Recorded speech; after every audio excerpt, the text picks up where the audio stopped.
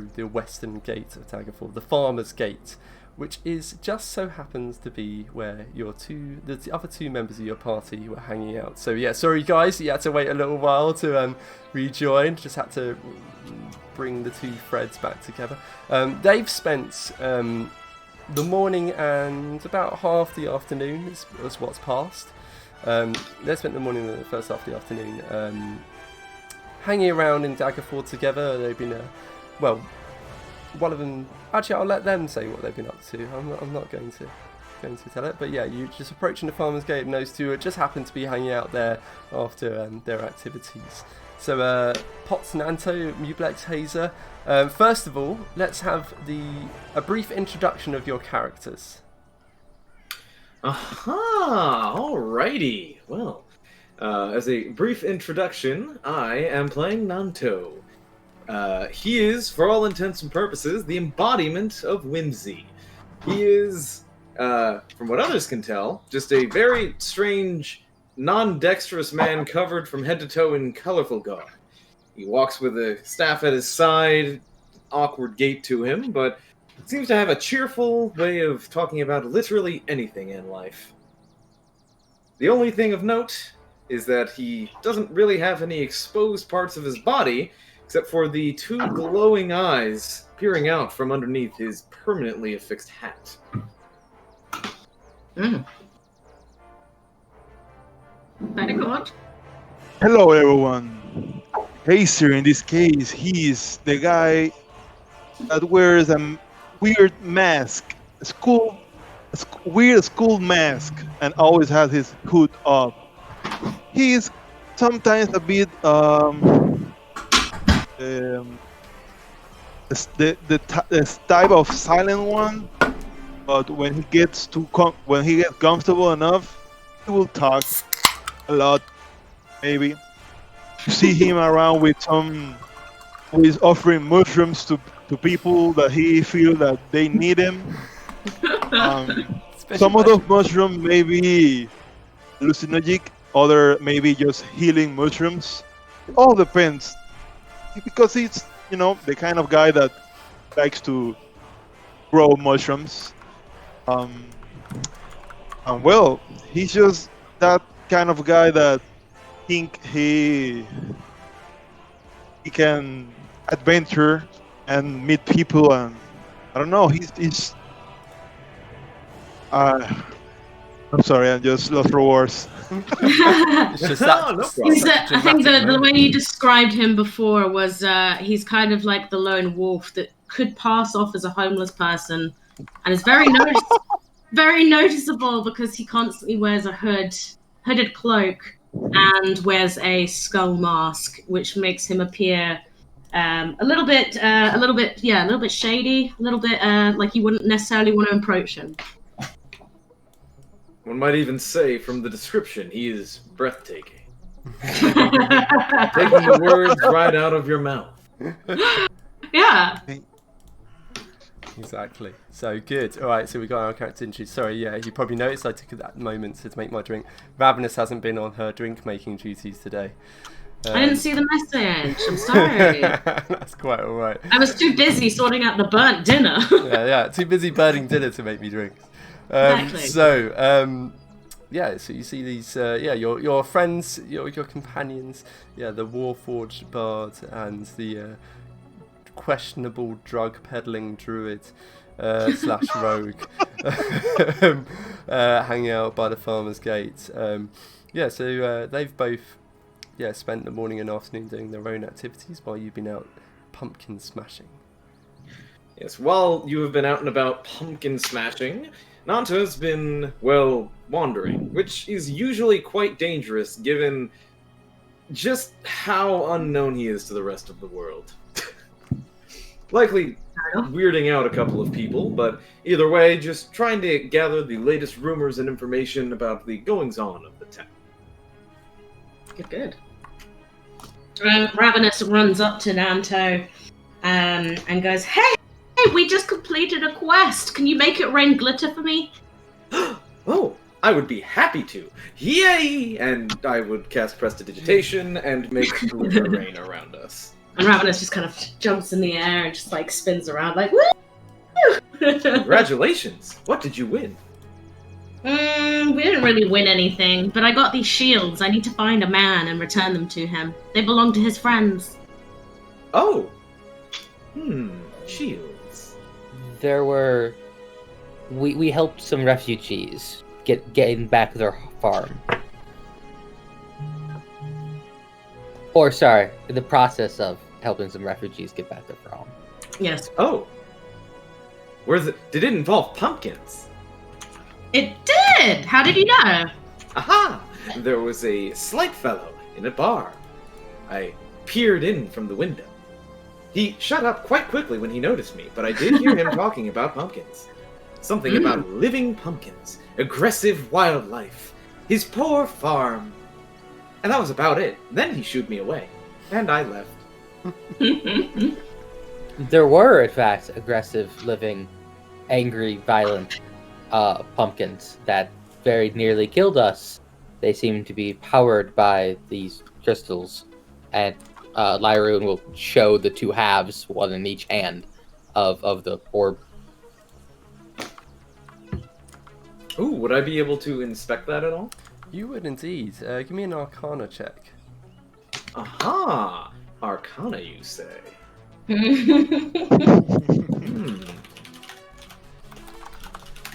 You mean my best check?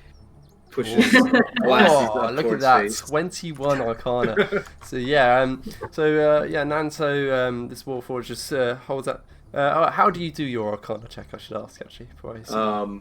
Would I be able to hold the orb or the cracked Well, piece of it? Yeah.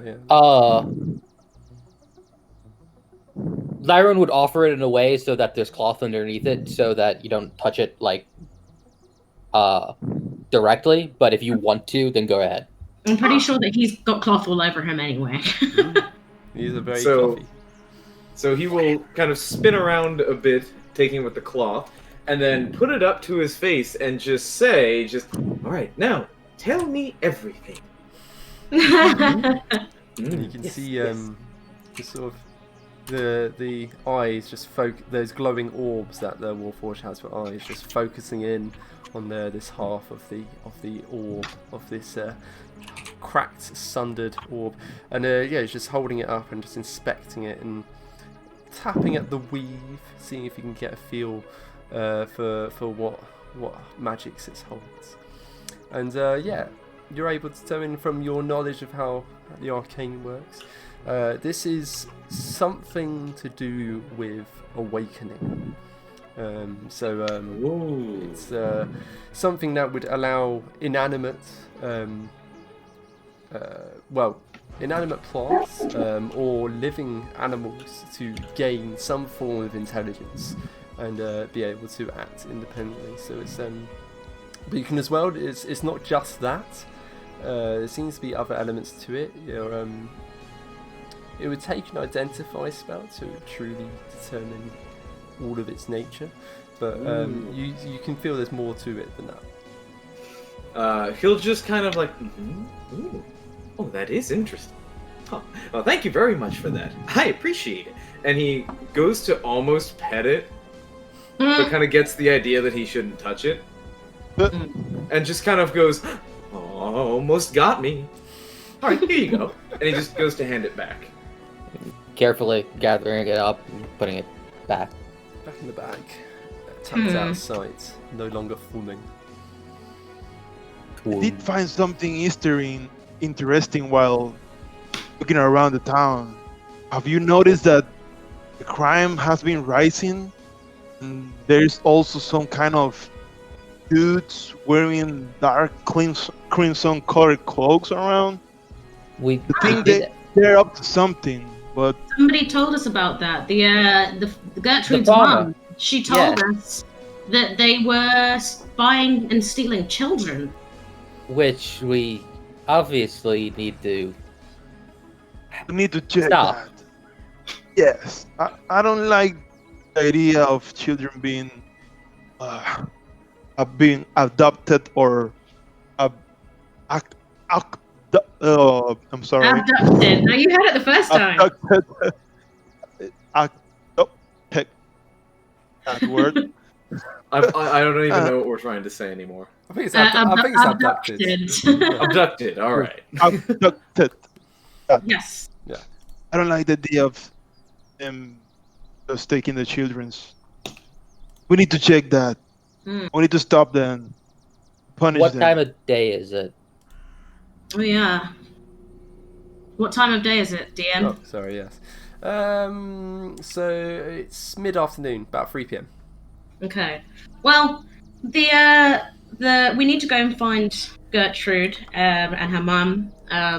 When we find them, they were really close to where the Crimson Cloaked people have been conducting their business. So we should show you guys where that is and then stake it out in the evening. Question. I would like to summon one of my creatures from the back of tricks. Ooh. How gonna do I choose it, or do I just roll the 1d8 to see what I got? Yeah, you roll 1d8. What color bag of tricks do you have? I got the tan bag. Okay. Yeah, roll a 1d8 have- and I'll tell you what happens. Okay, let me. Okay, a moment. Maybe we Oh my can get God, that's so- Kina to bring in that that server snippet. Yeah, yeah. Well, actually, I've got it as well. Or An So- axe beak. Oh, that's a good one. Hang on, let me, because I'm conscious that a lot of our friends will, well, hopefully some of our friends will be watching this, and they're not as familiar with D&D, so they won't know what an axe beak looks like. So the axe beak is kind of like an overgrown chicken, but it's beak. that's what I was drawing. Sorry, I was just imagining what it was looking like, so I started drawing it, and it's an overgrown chicken with an axe for a beak. There you go. So, bam. Oh god. There you go. So that's what you've summoned. So yeah. Cool. Oh, it looks like it's mountable, so it's big. Yeah. It's. I think it's a large creature. Yes, they do it very much mountable. So Hazer delves a hand into this tan covered, this tan leather bag, and just pulls out this little furry ball and just tosses it at his feet, just off the back of this conversation. And yeah, the ball just unfurls, and then unfurls again and again and again, and the colour of it shifts into it's like covered in white feathers that start sprouting out across its form, and then two legs splat out of its bottom, and then this long neck just pours out of its front, and then yeah, finally this yellow, sharp-looking beak and these two yellow eyes form in its front, and it's like. Say hi to Axie. He will help us in this. Looking for these dark crimson cloak guys. Okay. So this I is don't think he's going to help with stealth. No, I don't think so, but he could serve something else. He could be a blockade. Exactly. A useful meat shield. So yeah, the Axebeak, yeah, it's a large beast, in fact. Yeah, so it's roughly about 10 foot. It takes up 10 foot squared worth of space, so about twice as large as you guys, basically. Your medium creatures, it's a large creature. I'm going to put my shields on, tie them onto the nice little birdie. They make excellent pack animals. So the way it works with a bag of tricks, this animal will exist until the next dawn or until it dies. And you, bag of tricks, you can summon up to 3 animals per day. So come dawn, you'll be able to summon 3 new animals, and your old animals will disappear. Oh, I see. So you could throw out 2 more if you want, but yeah, exactly. Oh, just for now, let's keep the pack one. Yeah, as So, it is. Yeah, as it is, this Axebeak, it's already drawing a few looks from around you. More than one refugee is actually throwing you quite a hungry-looking look. Because What happens when you eat an animal that disappears at dawn? yeah, And so then you it get hungry as soon as it disappears. depends how much you manage to digest it between then and now. Interesting question, actually. Yeah.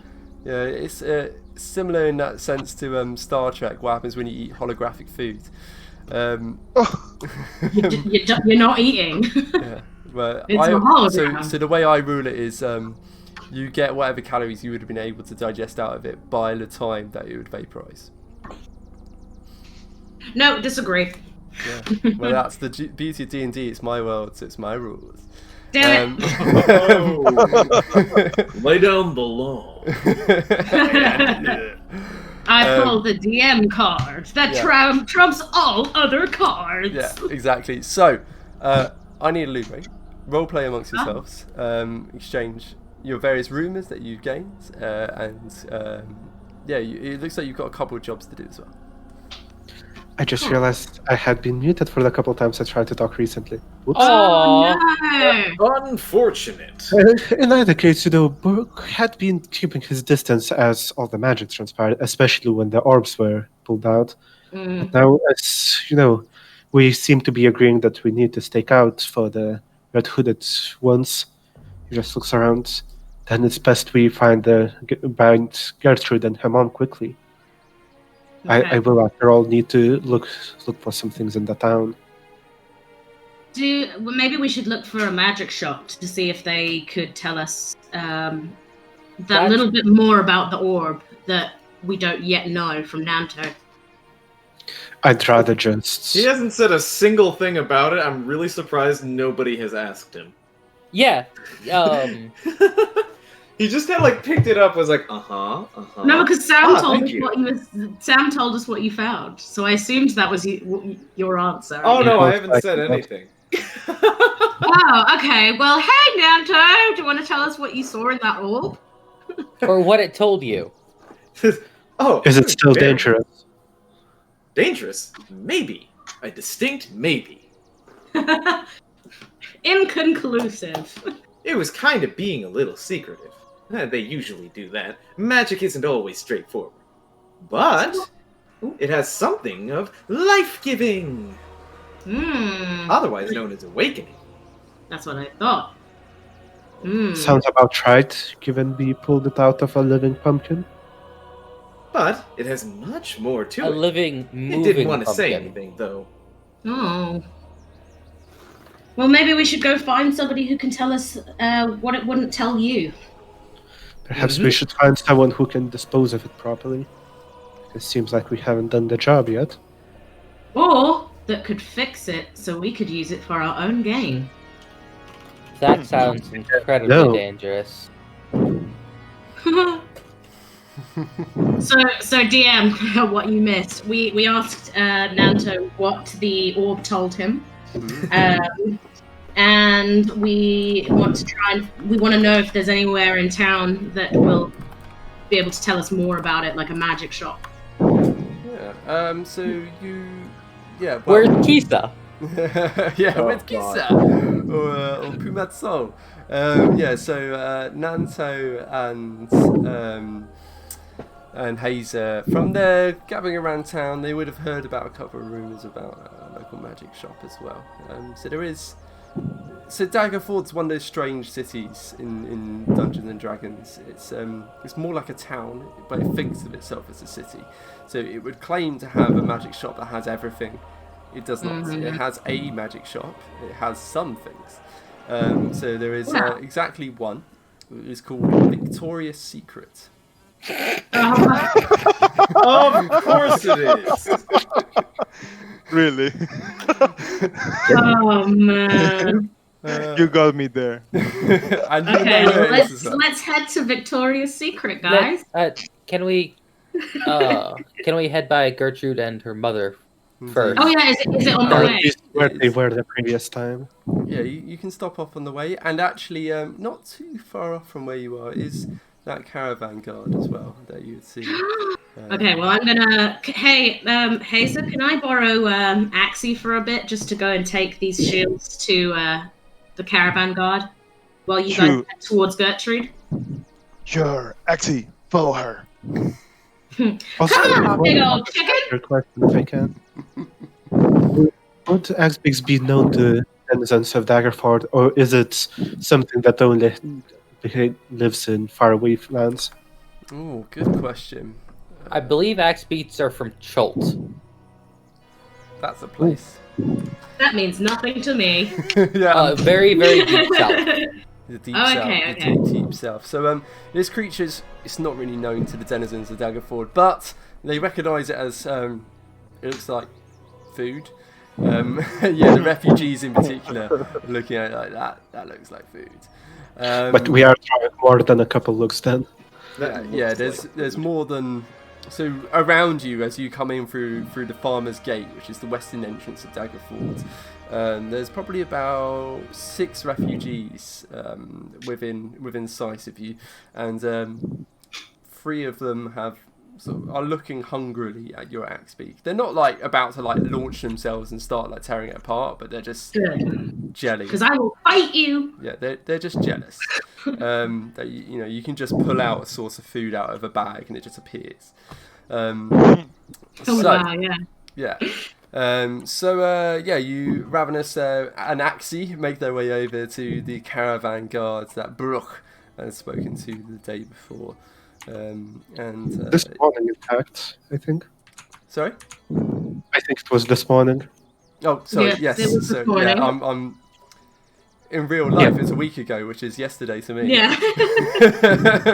But yes, it was in fact this very morning that you were speaking to him, and he just looks at you as you're approaching with this axe speaking. He's like, he's not hungry like the others, so he's not looking hungry at you. He's more just looking sort of curiously. Like, you're back. You made it. I thought you were doomed for sure. Oh, well, thanks for the We compliment. were fairly close to that, but here we are, and the pumpkins are gone. Most of them, anyway. You met the pumpkins. You met the pumpkins, and you're well. And Burg just shows his bandaged arm. Think for yourself. We even met the Pumpkin King. Oh, and you can see he A actually looks. pumpkin, if you will. His name was Pumpkin. Jack. And you can see actually there's a little bit of shame that actually enters his features. Oh, I'm just like, he ran away, didn't he? Coward. he's like, oh well done, you. You did better than I and my poor dead friends. Oh, about your dead friends. No, like just literally straight in there. Non sequitur. So I think I may have come across your unfortunate friends, and I thought maybe you would want to put them to peace with. I basically brought you all their shields. So I go onto the Axie and I start untying the shields, and I first hand the lizard folk shield, which is quite small, and then I hand over the. Just before you carry on, at that point, like you hand him the lizard folk shield, and he's like, these are my friend's shields. What? I mean, that's a very, very nice gesture of you. Don't get me wrong. And frankly, I would happily accept the shields. I mean, these would fetch some money. I mean, that would feed me for a few days, in fact. No, they're not for you. And then wrenches it out of his Yank it hand. out of the literal refugee, like, beggar's hands. Like, Yeah, I I thought I was doing a nice thing for him, and he's like, he didn't even think we were going to live. So no shield for you. You could be doing a different nice thing. No! Yeah, Burg just looks at Ravenous and says, really? You were about to help them, the man, and now you just join them back out. Well, he didn't even think we were going to survive, so I take it as a non-belief tax, okay? Well, Was in that- that case, So I go, Burg just grabs his 10 gold pieces and passes 5 of them to the man. Here, perhaps it's not your friend's belongings, but this should still help you find some respite.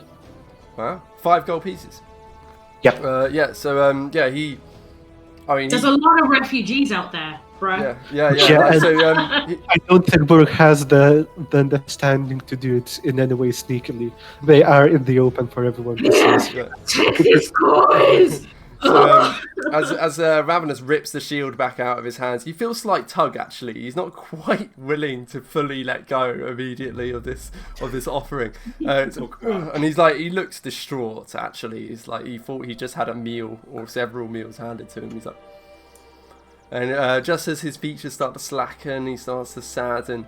Brooke immediately is just pulling out those 5 gold coins and just handing them to him. It's like you can see his eyes actually well slightly. He's like, "Oh, are you sure? I mean, that was my pay for the entire caravan journey. That's very, very generous of you, sir. I mean, what is your name?"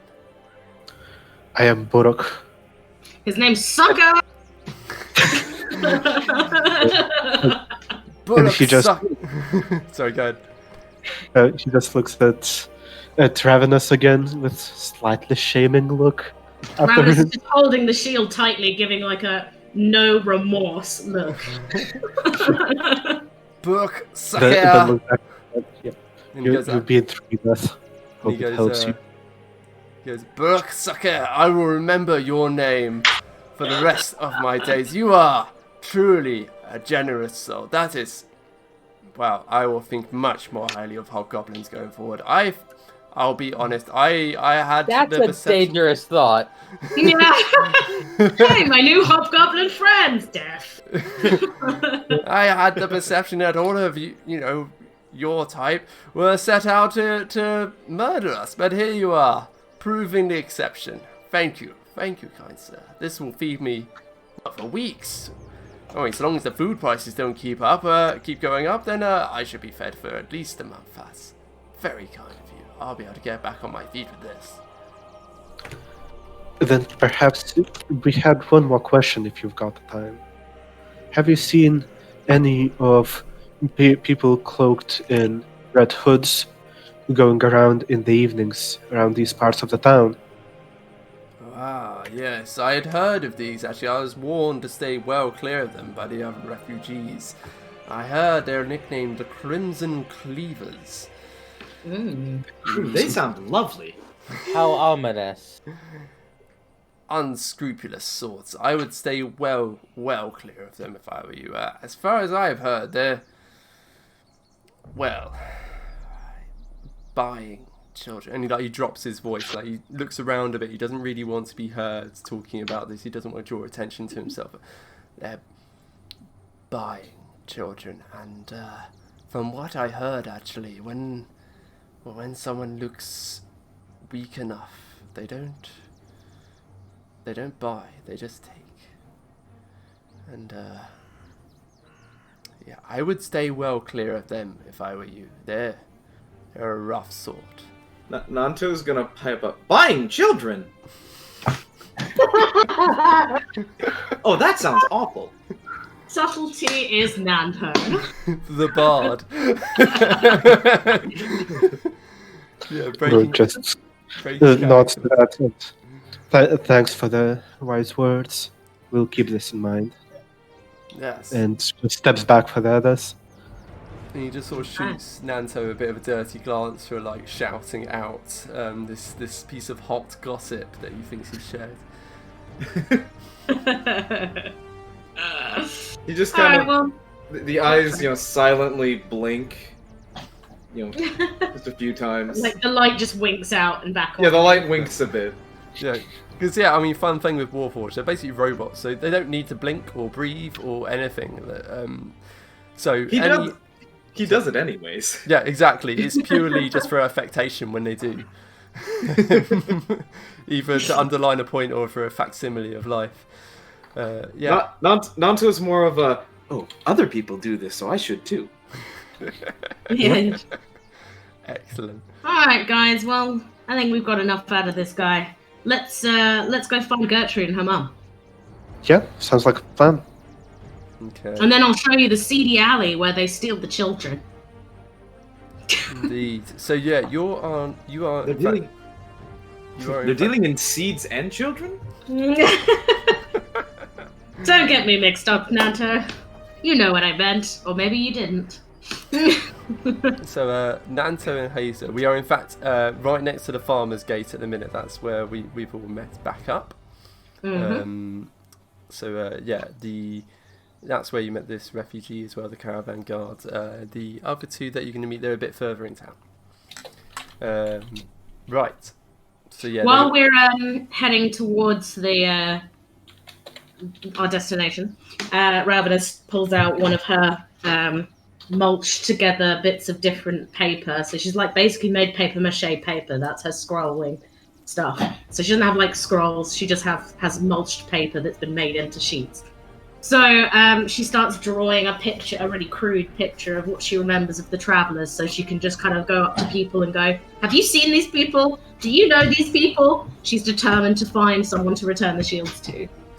Right, gotcha. Give me a performance check. Nanto assist with this? No, you're charismatic, yeah. So yeah, warlocks are charismatic, so you should be relatively okay actually at this kind of check. What was the check for it? Can we influence the check with our own sketches? Yeah. I was gonna say, Nanto would love to hop around and ask random people questions. That just sounds like a normal day for him. Yeah, I mean, that's just Nanto. I think... Performance. Alright, wait, and guidance is herself to make sure she does a real pretty one, even though it's crude. Yeah, I'll allow that. Let's see how you do. Oh, wow. Yeah, she doesn't need your help, don't worry, Nature. Wow! Rude. I'm just going to add the 1d4 anyway. Yeah, so 26 in total. So, again... So she's an artiste. Again, in case we have... Because a lot of our... Well, hopefully some of our friends have been joining us who don't really know what D&D is or how it works. So, in broad terms, like 10 is like an average. Like, you did okay. 15 is like, you did a good job. 20 is like, you did a pretty spectacular job. It's quite hard to do better than that.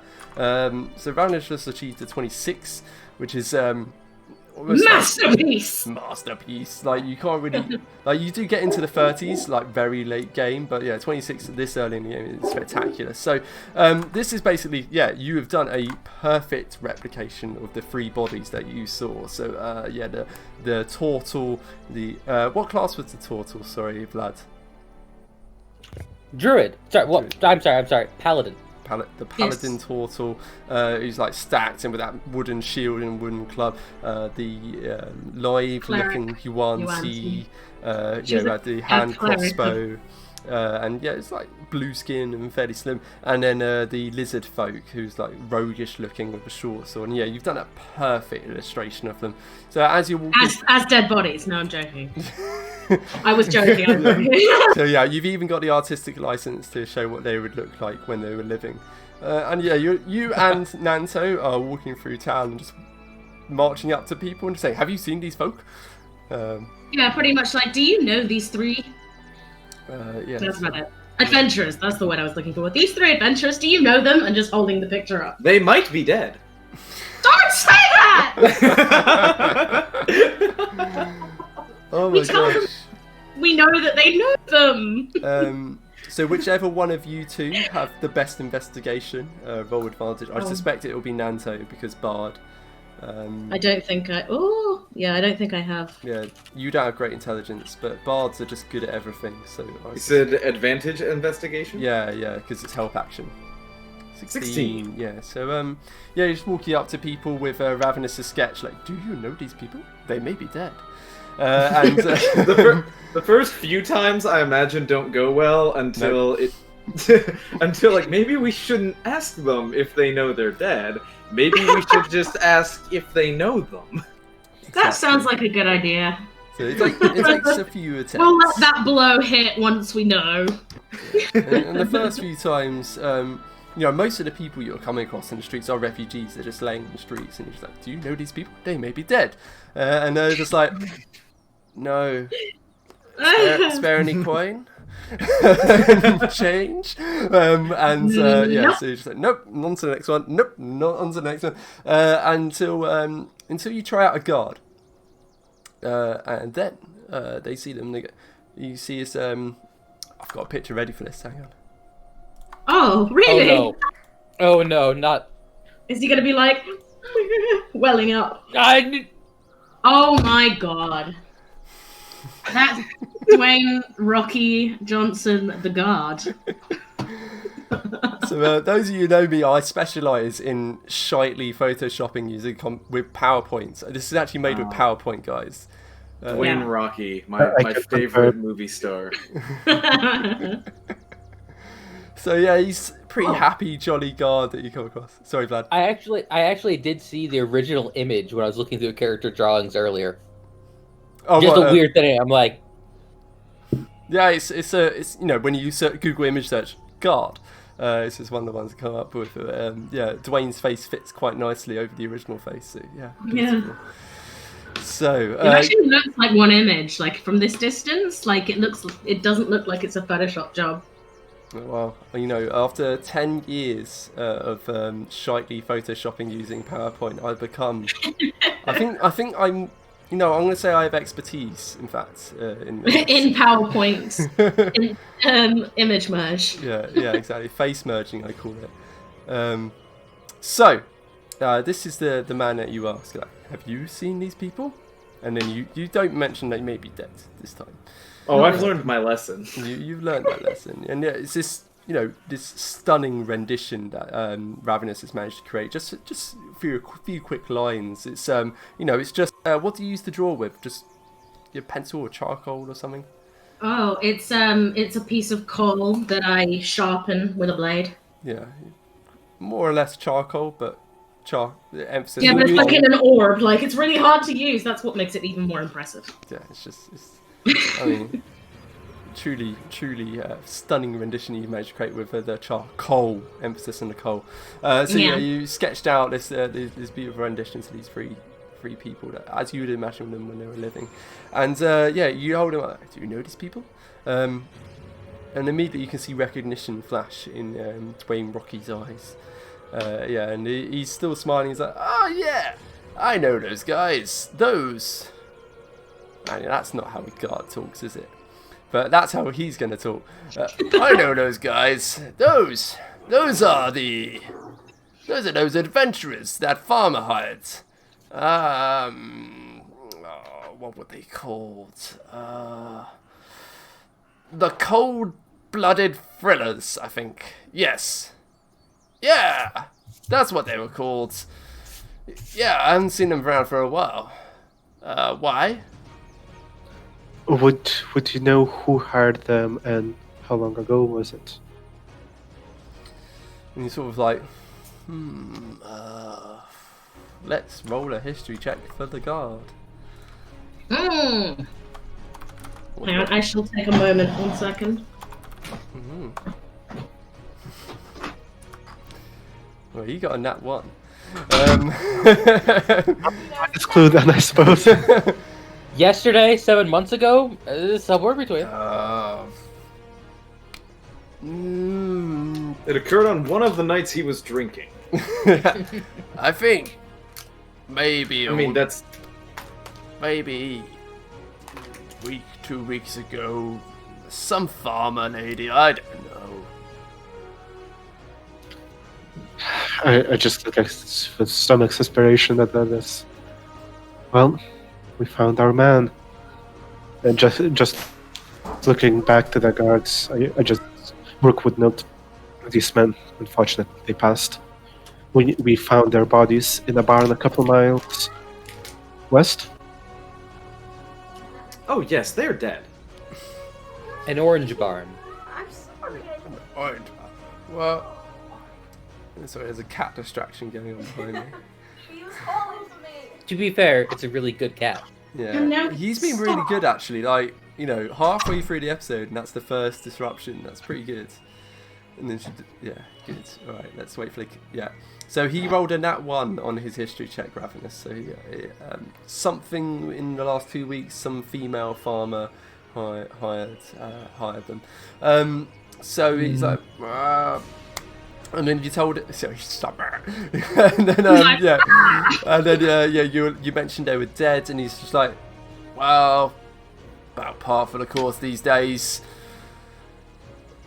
Most adventurers just seem to die. Don't really get why we bother hiring them. I guess it's cheap.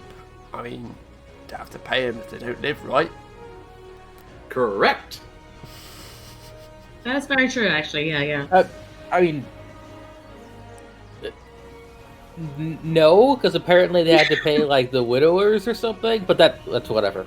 No, only if they were No, if they weren't qualified.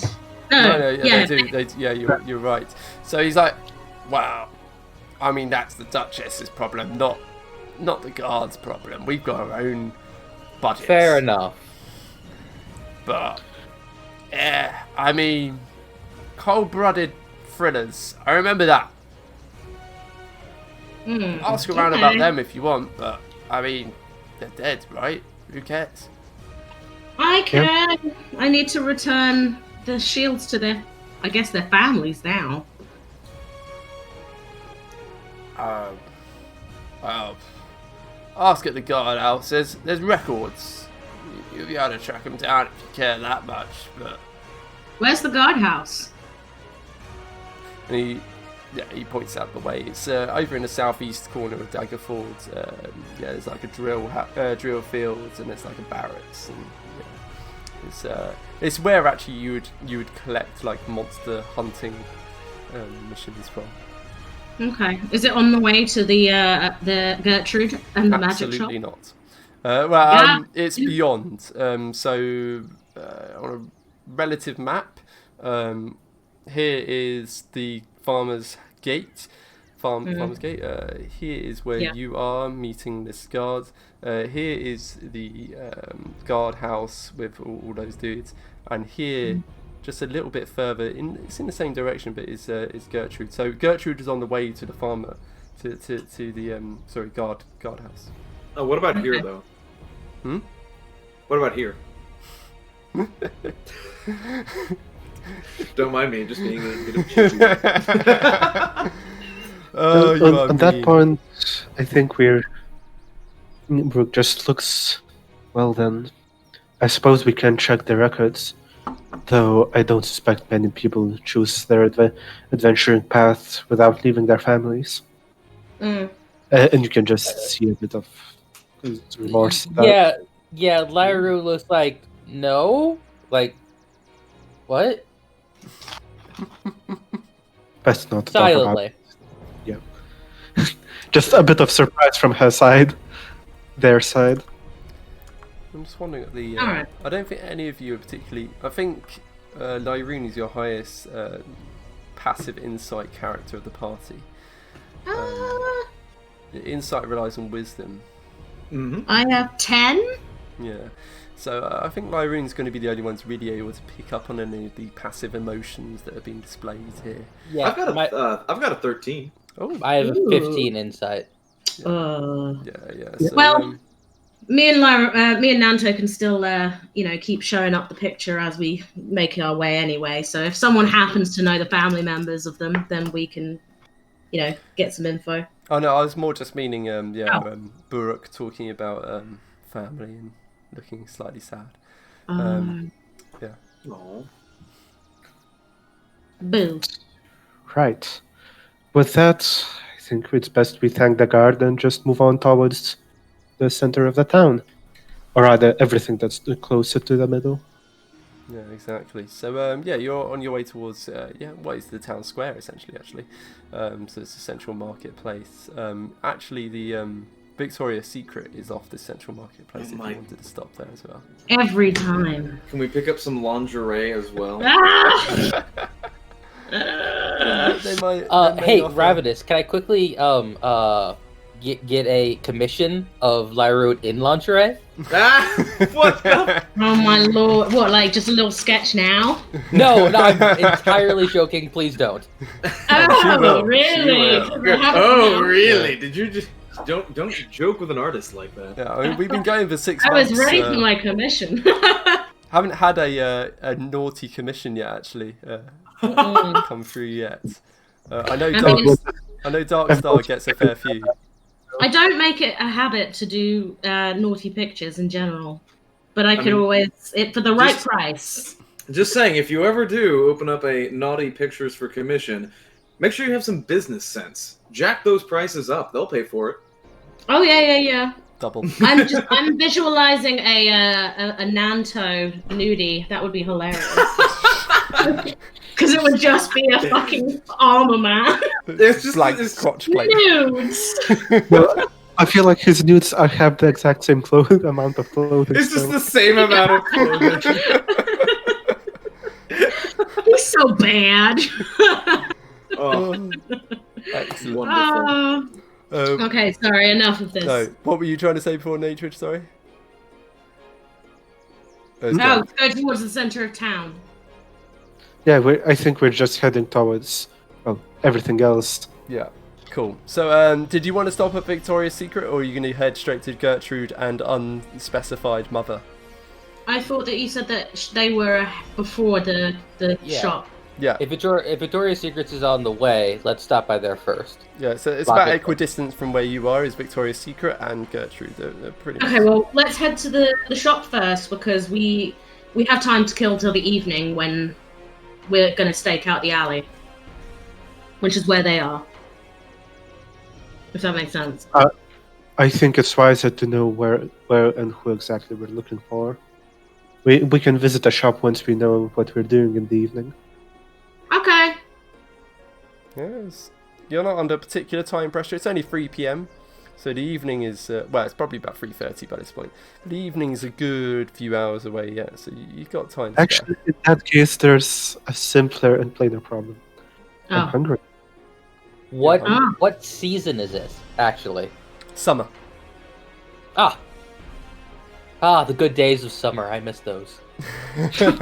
Yes, I can buy it actually came up in conversation last session was the refugees saying usually summer is easy, but this summer is hard Well, it's because of the living veg. because of they've been cast out of their farms, being forced into town. Well, refugees. in terms of food, Hazer, don't you have those magical berries that make us super full? Question mark. Yeah, in fact, if you didn't eat all your berries, they're still left over. They We last. gave I think, last time I gave, I got 10, and I gave 1 to each one, and then there were like Except me, I can't eat good berries. Yeah, Lyran got mine and Nanto's berries and gave Yeah. them to the orphan. Yeah. No, not the orphan. Sorry, to the Gertrude. mother. And the mom, Gertrude, the yeah. mother. Yeah. it's The just opposite make of a more morphin. then. Yeah. It's just make some Yum! more. So this is the Good Berry spell, which is a druid spell, which I think is first level, and it summons a little plant, produces 10 berries each. That gives you all the nourishment you need for an entire day, and restores, I think, 1 hit point. Yeah. Per berry. I don't need that. I didn't take any damage Take any damage, because I let you guys take it for me. Question: did I get some kind of long rest or something? Yes, you've had a long rest since you last cast, so yeah, you should be at 3 out of 4 first level slots after that. Yeah. So that You cut off there. So you look Say Oh, that. sorry, I'm just going to wave to my mom quickly because she asked me to wave to her. Oh, look at that. There you go. Carry on. Hello. PSA, everyone, call your mom if you can. Yeah. Ew, Call your mother. gross. My mum just texted me to say to call my nan, actually, so I'll call her soon. Oh. Hazer, yeah, exactly, is find the nearest patch of dirt and just... how do you cast Good Berry, Hazer?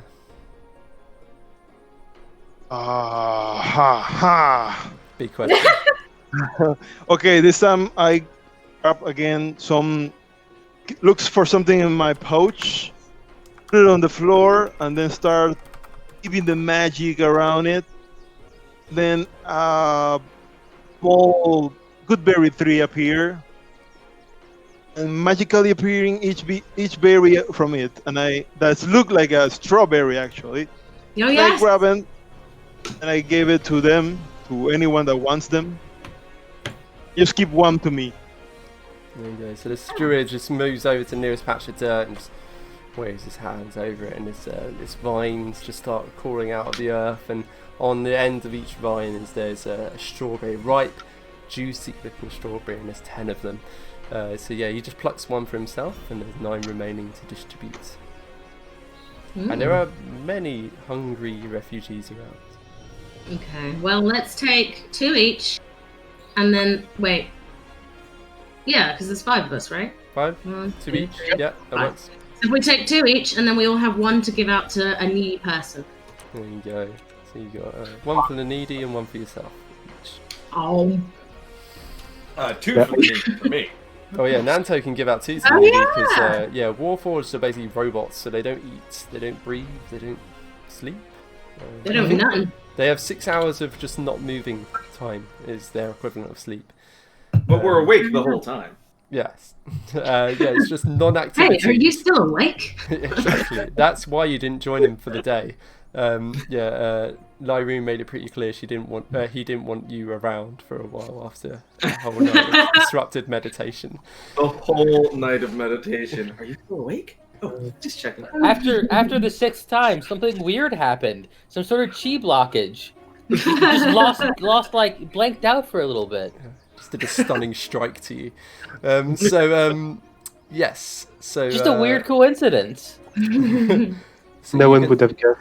Let's go to Gertrude. I think that was what we had agreed on. Gertrude and the unspecified named mother, because you never asked her name. Far more. Let's hop back to that page. So Ripley's mum, Ripley drew that, the pumpkin there. Just so you know. Yeah, here we go. So you make your way back to that same place where you found Gertrude and the mother, where Ripley, Ravenous had been distributing the cat jerky and dog jerky to various children that she had come across, children refugees, and yeah, one in particular, she convinced them to consume it. They were a bit unsure, and then the mother was just thanking you, and then you got talking, and that's how you got set on this smashing pumpkins quest. Yeah, you make your way back to them. How do you approach them? Hi! With this big bird behind me. Brilliant. To the mum or to the daughter? Both. Are they not together? No, they're nearish each other. Yeah, the daughter's generally Okay. just sort of skipping around. They're looking a lot better than yesterday, actually. A lot more energetic. It seems like And this morning. Sorry, this Because morning. it's this morning. So, yes, it's difficult when there's a week between sessions. So they're looking a lot more energetic than this morning. It seems like a full belly has done Gertrude a world of good. Yeah, and the mother's like, oh, hello, thank you. Yeah, so you made it back. I mean, how was it? Did you take care of the pumpkins? Well, We did indeed. We think we did. your barn's no longer infested. We can tell you that much. Oh, There might be some still alive around, though. We that's... didn't look too much.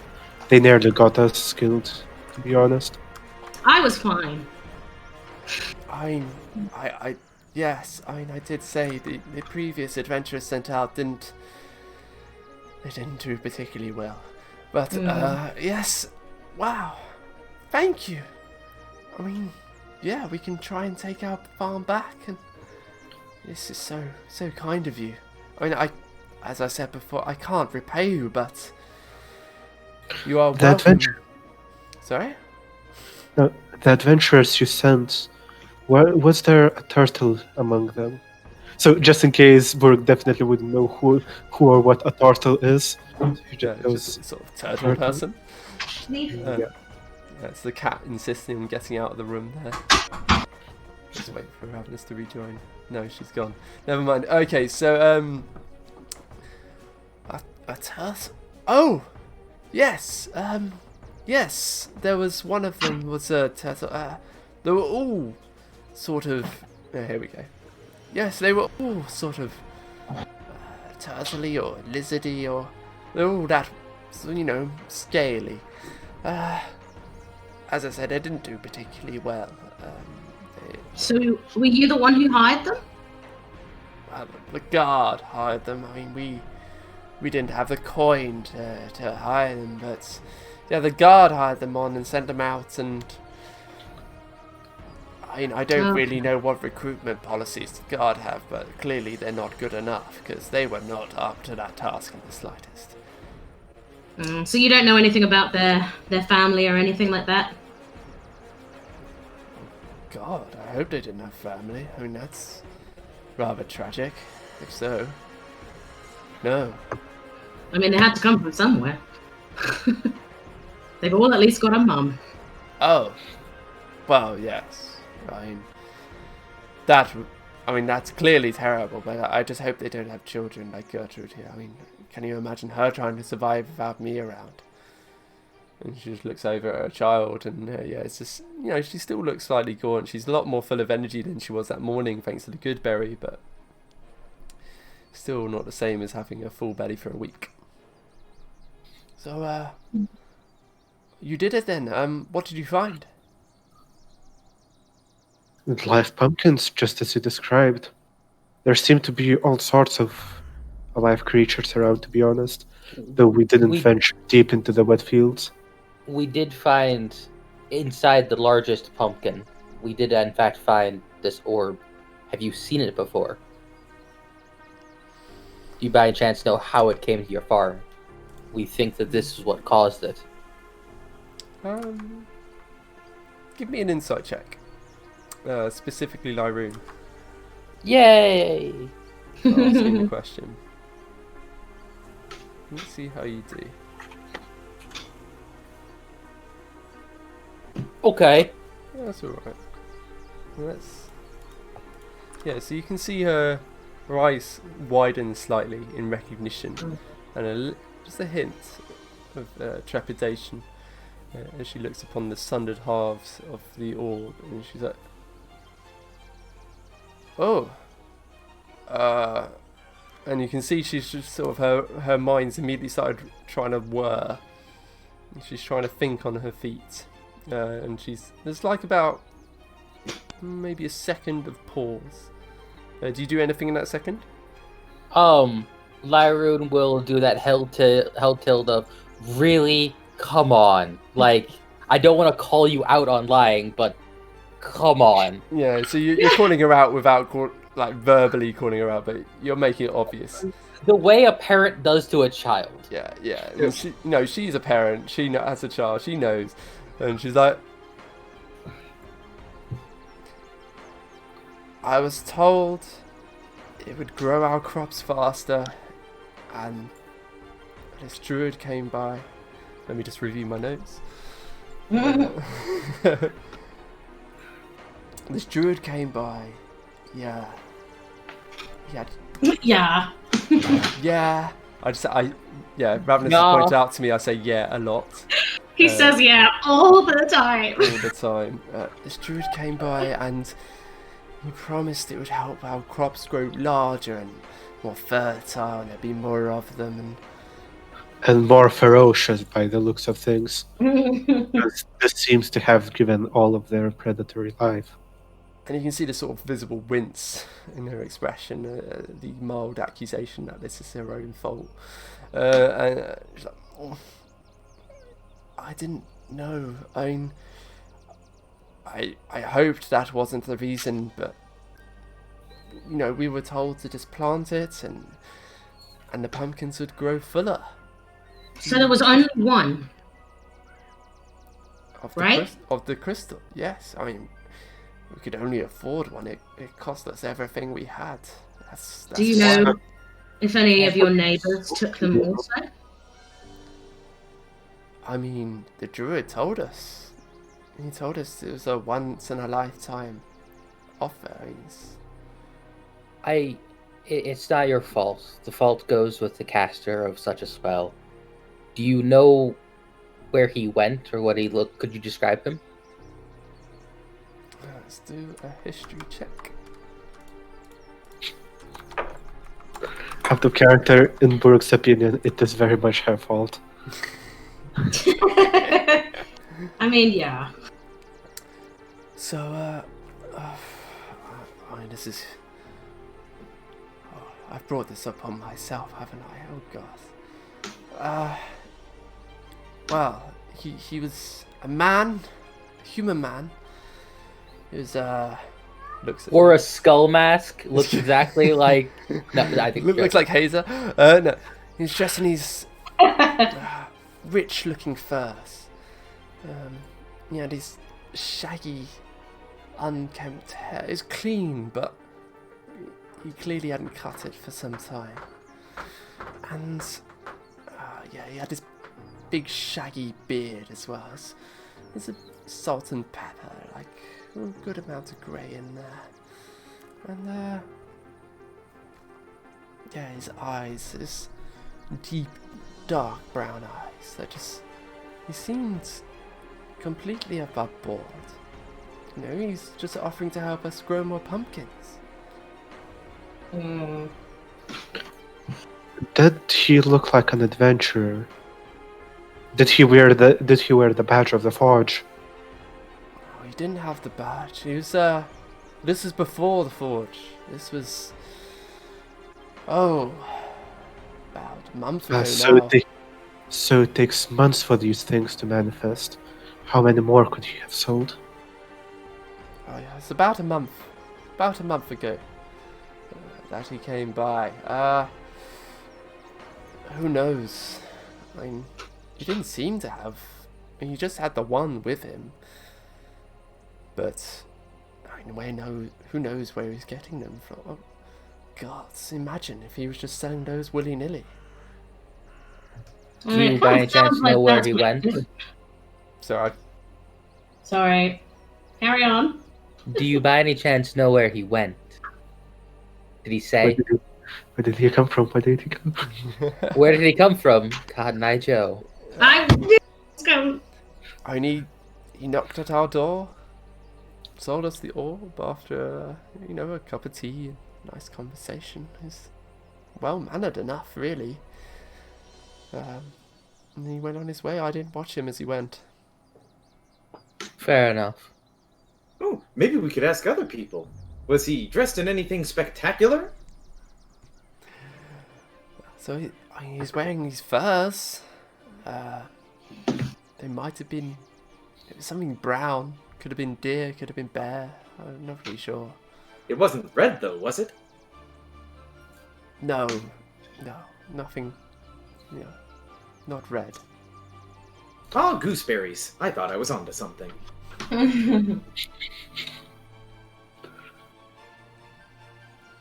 Anything else? Not from Burke, no. Oh, actually, speaking on a slightly different topic, Burke just comes and says, by the way, you mentioned these red hooded figures, the Crimson Cleavers, so we've heard. Have you seen any of them earlier today? Today? No, I saw them last night. In that alleyway over there, and she again points to the alleyway on the opposite side of the street that she indicated last time. I saw them last night, and seemed to be inquiring, asking about buying something from someone, but again, I stay well clear of that sort. Is it the first time you saw them, or you have seen them doing the same thing many times before? And she looks over to Hazer, and she, this is a new acquaintance for her. She's met Burke, Ravenous, and Lyroon last night, but earlier that morning, in fact. But Nanto and Hazer are new to her, and she's like, "No, I last night was the first time I've seen them, but the talk amongst the refugees is it's awful, really. I mean, they try to buy people's children. What have you two done?" What have you done? Sorry, I've been joke sketching a really shitty picture of Lyroon in lingerie. Oh dear God! This is the first naughty commission of Ravenous's career. Only Lyroon will know. Well, and me, I will know. Okay. Actually, no. The iCast Summon Friends OnlyFans accounts. To my OnlyFans. Also happens to be sponsored by Sciencescape. It's a whole new sound effect system just for that. Oh my gosh. Oh yeah. Nanto has an OnlyFans, but he just posts puzzles. And riddles. Puzzles and riddles, that's all he posts. I thought it would be pictures of ants. There's one of those puzzles where each puzzle piece actually reveals a bit more of his metallic body. Yeah. Oh, don't be so crude. So, basically she informs you that she hasn't seen him before the night last, but the rumours amongst the other refugees is that these unscrupulous sorts, they'll try to buy people's children when they seem to be particularly down on their luck. In that sort of scenario where it's like, I'm on the brink of starvation, my child might die, so they're like really preying upon the truly, truly desperate. But the alternative is their children would die, so maybe it's better. And as Gertrude's mother explains, the buying of desperate people, the righteous fury is obvious on Lyrune's face. Yeah, so she can see it, and she's like, "It is awful, but such are the times. It's, with all the farms being overrun, there's just not enough food to go around. And what little there is more expensive than ever. I mean, if it hadn't been for that jerky, I don't think Gertrude would have really gotten a solid meal today." You're welcome. I made it myself. I From bet dead you cat. did. I bet you did. I suspect we'll all resort to eating cats and dogs before long. Before soon. It makes just as much sense. You're right. Okay, well, I think that concludes our business with these people for the moment. Would we maybe want to skip over to the magical shop? The magical Sounds like a plan. Mm. That said, as we reach the magical shop, would there be a smithy of some sort anywhere nearby? Indeed. So it's most of these kinds of the shops that adventurers would frequent. They're all on the town square. The blacksmith is pretty obvious, just in the ringing of metal and metal, that hammer going clang, clang, over and over. So definitely that. I think that would, in fact, immediately lure in Buruk. Yeah, as the party approaches the magic shop, Brooke would excuse himself and say, "You guys figure out what's with those artifacts. I'll be right here." And he just heads into the smithy. Okay. Anyone else want to go to the blacksmith, or are the rest of you going to Victoria's Secret? I'm going to Victoria's Secret. Sam, I'll go to the Victoria's Secret. I'm going to Victoria's Secret too. I'm quite pleased with that name, I have to say. Right. Give me a sec. Believe it or not, I already need Lou again. But I was just thinking the same, and it's crazy. Anyway, carry good. on. There we go. I'm going to switch over Sirenscape to the blacksmith. I don't know if you can even really hear Siren. I can't hear Sirenscape at all. I know. I heard the clank that time. You can hear the sort of whoosh, whooshing. It's maybe a little Good. bit loud. Yeah. Oh, too loud? I mean, it might be a teeny bit for me, but I'll I turn don't it know. down. No, I'd say it's fine. It's fine now. In either case, just to explain what's going on, Burke is not exactly a fan of magic, as you might have gathered. And going into a store which supposedly just sells magic artifacts does not sit right with him. So he's gonna spend that time just, getting his armor mended a little, perhaps browse the stock, most likely just not buy anything, just to make sure that everyone's happy, and he doesn't have to go anywhere close to that damn thing. Lyrune has a much more laissez-faire, like, magic exists and it's out there. Not my specialty, It's like heavy math. People can do it, just not me. Oh, I love magic. Me too. I kind of exude it. It's all I know and all I am. That must be why Buruk really doesn't like Ravenous that much. That it is definitely a part of that. Like, to elaborate a little, so the way he sees magic, it's sort of an extension of one's will. And so far, all you've done in that regard was just shoot bolts of magical meteor. of magical meteors, of destroying and damaging everything. So given that's supposed to be an extension of your character, it doesn't exactly paint a great picture, does it? Yeah, it doesn't help. That's right. I think all of those bits we would have shortly talked about during the short rest, as we were getting back breath, just in the interest of time.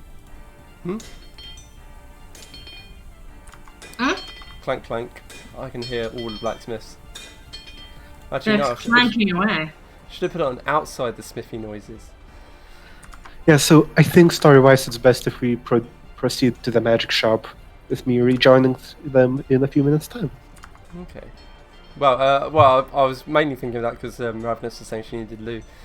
Yes! So So, I get to story enjoy for my work. key. While she's gone for a second. You stay there. Every time Nanto is talking about the glitter, the sparkly glitter with his presentation, I'm thinking about this accident that happened at work about 2 weeks ago at the aluminum door frame lathe. So it puts this groove in the lathe.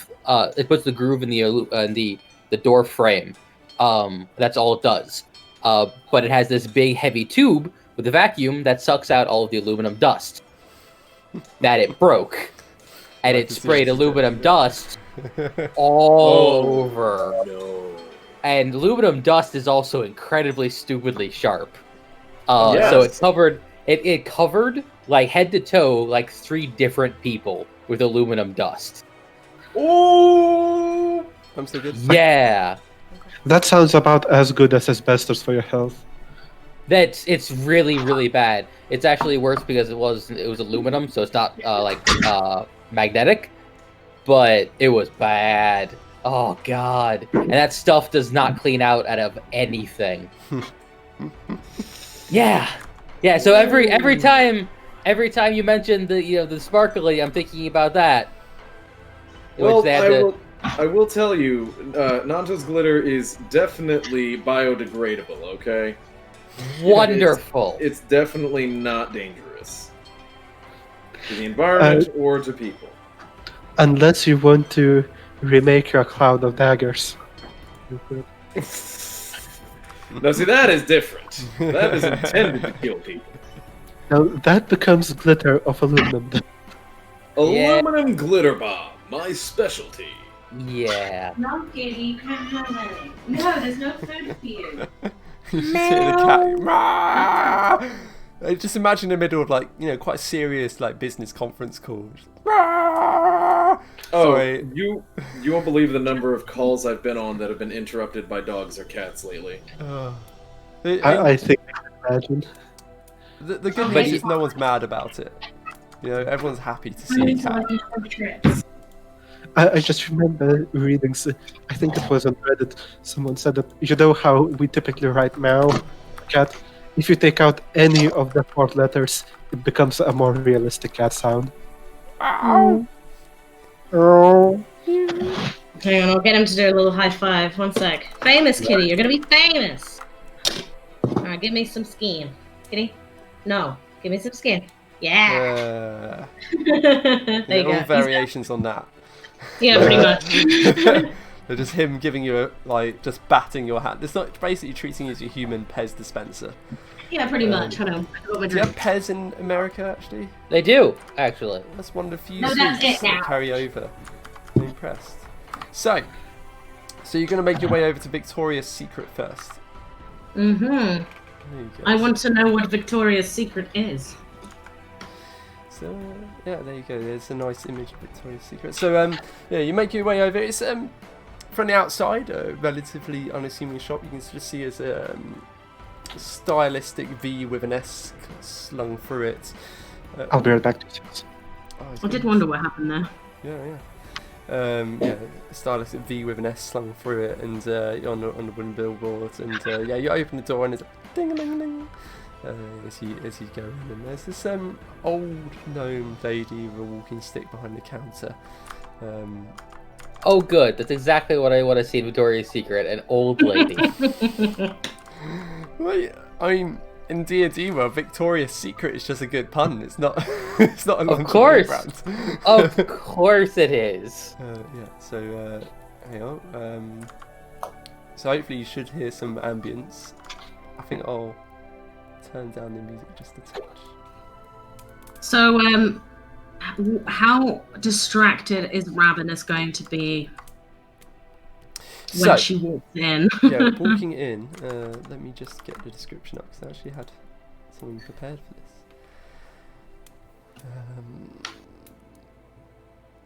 So yeah, from the outside, it doesn't appear to be especially impressive or fanciful. It's a wooden storefront with that simple wooden sign, with that fancifully woven VS for the logo, and the full name written out underneath, Victoria's Secret. And upon opening the door, you find this charming, relatively cosy store. You get the impression if this is a magic shop, they must have a storeroom or something, because you can't see much on the walls around you, Okay. or they just have limited stores. So the shelves and walls, most of them are stocked with what looks like to be hundreds of various herbs and alchemical ingredients, ranging from the dried common toad to jars full of brightly coloured powders. And here and there you can see there's actually a couple of cats lazing around. Meow. There's actually even a little dog wearing a cutesy blue hand knitted jumper. Oh, Sat upon a high stool behind the counter is this elderly gnome woman. She's got this grey hair pulled back into a bob atop her head, and she smiles warmly as you enter, immediately waving you. Come in! Well, hello there, dearies. Come on in. Welcome to my little shop. Oh, you must be fresh in town. My word, look at you. Adventurers. Well, aren't you a handsome bunch? What can I get you? She's so nice. I just go, hey Victoria, what's your secret? Well, I wish to know. I think it is fair to say that the most successful adventurers in Daggerford can attribute that success to my wares. Perhaps you have heard of the Daggerford dalliances. I have kitted them out. I mean, they've cleared me out, really. Ravenous makes the most audible eye roll in existence at the name Daggerford Dalliances. Yeah. So for those who haven't seen the previous episodes, well, I don't think they featured really in the last episode, but yeah, the Daggerford Dalliance is a group of adventurers. It's an adventurer party in Daggerford who are famous, really, somewhat infamous to our party. They're been kitted out with the best gear that's available and creamed their way through every adventure they come across, and are a bit up themselves. Lord Flashheart leads them, and he's particularly arrogant. Lyru made a bet with him that they would get over halfway through the forge, and they finished the forge, so you were able to get a decent amount of coin out of them. But yeah, they proved themselves to not be particularly pleasant people. Yeah. They are particularly unpleasant, as the highest insult we can offer. That's the highest insult Nanto can come up with.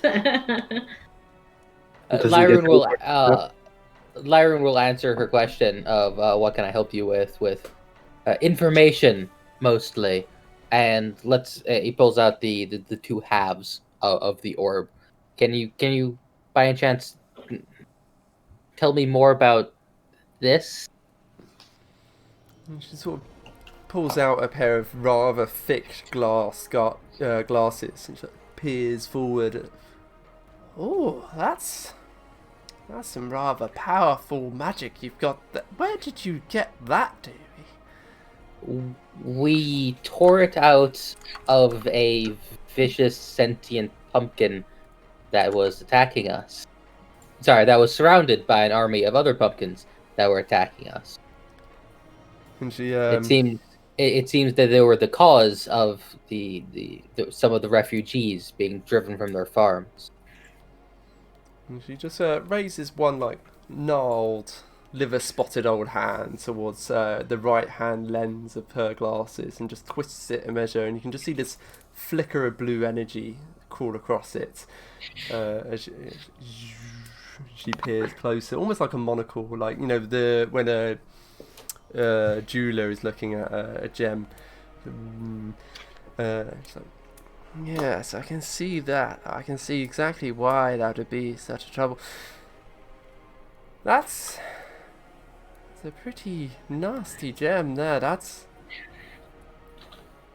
You were saying there was awakened pumpkins? Yes. Quite a number of them. 10, 15, 20 of them? Ooh. That must have been frightfully bothersome.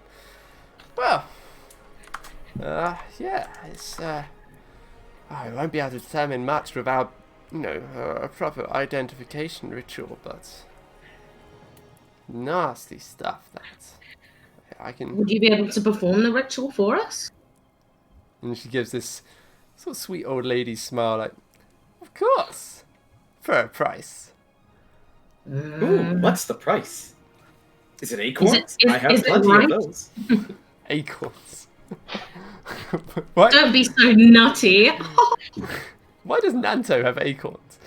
Yeah, right. I'll never tell. For cooking. That's why he's cooking so Oh, bad. yeah. Oh yes, my cooking. He's like, oh, it's only a spell, I suppose. 10 minutes of your time, and well, let's call it a gold piece a minute. 10 gold pieces. Lyra will put 20 gold pieces down, and include the 2 stones. Would you mind doing these as well? Oh, yes. I forgot about those. And again, she just... So the two halves of the orbs and the 2 stones with the mouths. She appears again with her glasses, and again just twists the frame slightly, and you can see again there's that sort of... It's almost like a lightning pattern just flickers across it, as blue, and then a blue glow on the right-hand side of the glasses as she appears with it. Oh, okay.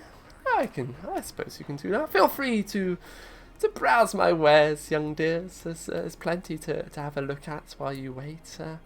I'll just be a moment having a good look at these. Unless there's anything you want right away.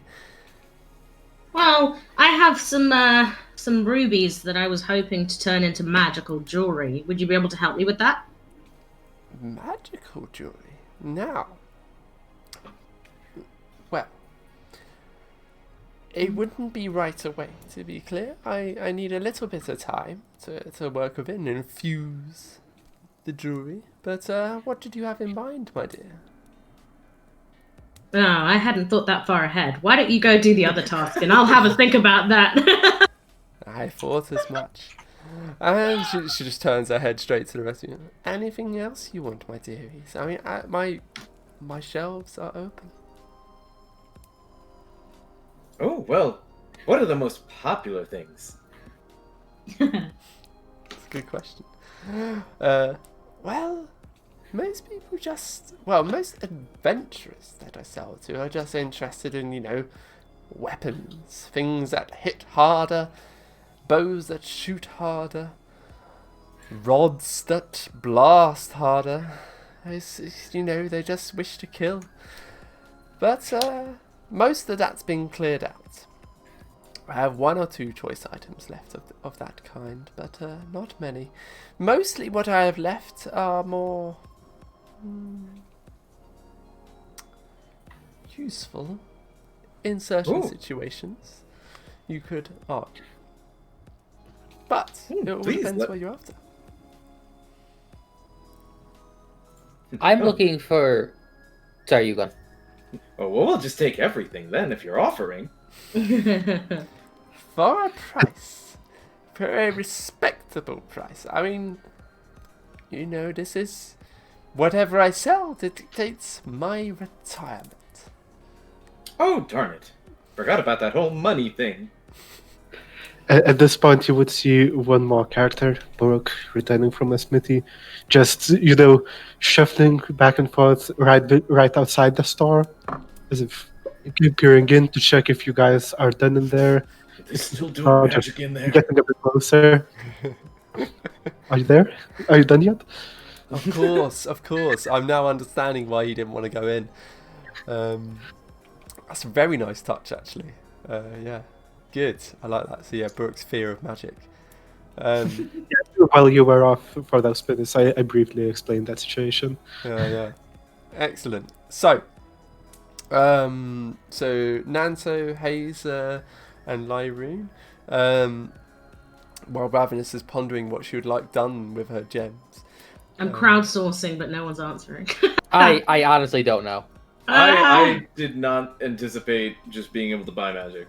Well, I mean, you can't just buy anything, but it's more just, well, you can have a look at what's on the shelves to get a feel for what's in stock. Yeah. Don't- Yeah, It I can't doesn't have handle any this many money choices. that I know. Yeah. So, I mean, the first thing that pops into my mind is braces of defense, but I can't even remember how rare they are. So They're rare. Yeah. So, for meta context, you're going to be at the stage where you can, at best, afford an uncommon. Now, I couldn't have a spare spell slot in a ring. No, God no. That would have been great. For a warlock, there is the Rod of the Pact Keeper, which does let you regen a spell slot. There's also the Pearl of Power, which is even more common. Yeah. So the Pearl of Power gets you back one spell slot. What level up to? 3, I think. I can't Up to a remember. third level slot. But yeah, so on the shelves, 3. so what you find on the shelves, there is a very handsome, and there's little labels underneath depicting what they are. So there's something that's listed as a protective cloak. Yeah, exactly. Oh, I don't get it. Why is that so funny? Well, no, I'm looking for something that ups my AC. And wait, an item that ups my AC that I forgot about. It's, arguably one of the best uncommon items in the game. No price tag underneath. She doesn't have Go any- on. I'll go on with your description. I'll ask later. Yeah, exactly. So, noticeably, Victoria does not label prices. Almost as if she comes up with them. There's a cloak of protective cloak. There's also a ring called a protective ring. There is a few. There's a short sword. That's just known as. It just says good short sword. It doesn't say anything more than that. It's the short sword of good. Short sword of good. There is a slim stick of wood that just says blast wood. And a sexy pair of undies labeled magical panties. I'm joking. Sorry. Got run away with the Victoria's Secret one. No, please continue. And my OnlyFans. Sorry, Sam. You did Sorry, this to yourself when you named it Victoria's Secret. Sorry, Exactly. it's only fan. There's just one of them. the only fan. Oh, my Only fan. fan. My one only fan. There's something that just it's another ring next to. How shiny are these rings? Yeah, I mean, Do they're they have gems. They have gems? gems Okay. fitted in them, and they are pretty damn shiny. Okay. So in another ring, it says wet ring. What ring? Wet. W-E-T. W-E-T. Okay. The wettest of rings. So up to you. You can ask her about these items. What she means. I'm guessing the ring of protection just gives you some sort of protective bonus. So it's the same as But the cloak of protection, actually. So meta-wise, that's +1 to AC and +1 to all saves. So Yeah, that's solid. very useful. And I assume that's entirely unaffordable for us.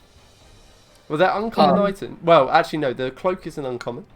The ring Ring is is rare. Yeah. because D&D logic. It has to do with the you could only wear one cloak. You can wear many rings. So Well, I mean, I do take umbrage with that personally. Like, you can wear more than one cloak. You just look silly.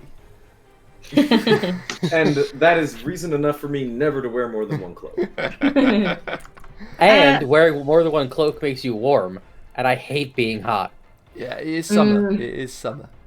Can't do So, it. Nope. Victoria, Ravenous is quite confused of the title of the Ring of Wet. She's kind of screwing her eyes at it, looking and going, Victoria, this ring looks pretty dry to me. Why is it called the Ring of Wet? It happens to help when you're getting particularly wet, my dear. You know, if you want to go for a dip in the sea, I mean, it's just a mile off toward the coast, and you'll be able to swim away like a fish. Interesting. How much is this cloak? I could use a new traveler's cloak. Oh, the cloak. I mean, that's it's very popular. This is actually the last one I have in stock. I couldn't let it go for less than 650, I'm afraid.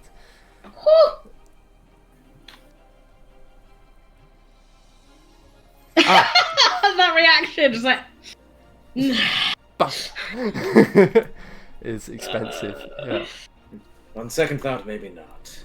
I feel like everything here is a little out of our price range, Victoria. I mean, Well, you've only heard one price. And that's one price too many. Anything fun? Everything! we could probably pool our resources together for a singular thing. I don't know if you guys would be interested in such a deal or transaction.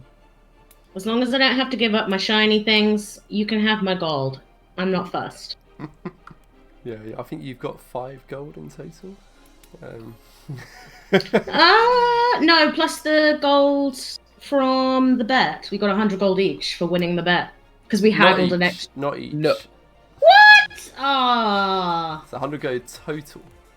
Which I then split. Disappointed! Yeah, which you split amongst the original members of the party. So, you know, in the interest of not expedition, brief. Anyway, in the interest of time, what you find in her place, so you find there's this ring of, it's a ring of swimming in terms of meta. That's worth 350 gold pieces. There's this cloak of protection, that's 650. There was the ring of protection, that was worth 1,000.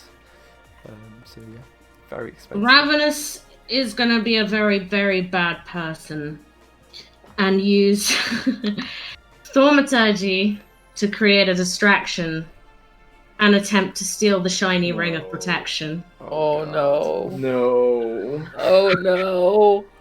So it'd be It's glinting at her and she's finding it really hard to resist. So one piece of meta knowledge. So because you're like 19, 20 years old, you'd have been, this isn't the first magic shop you'd have been in.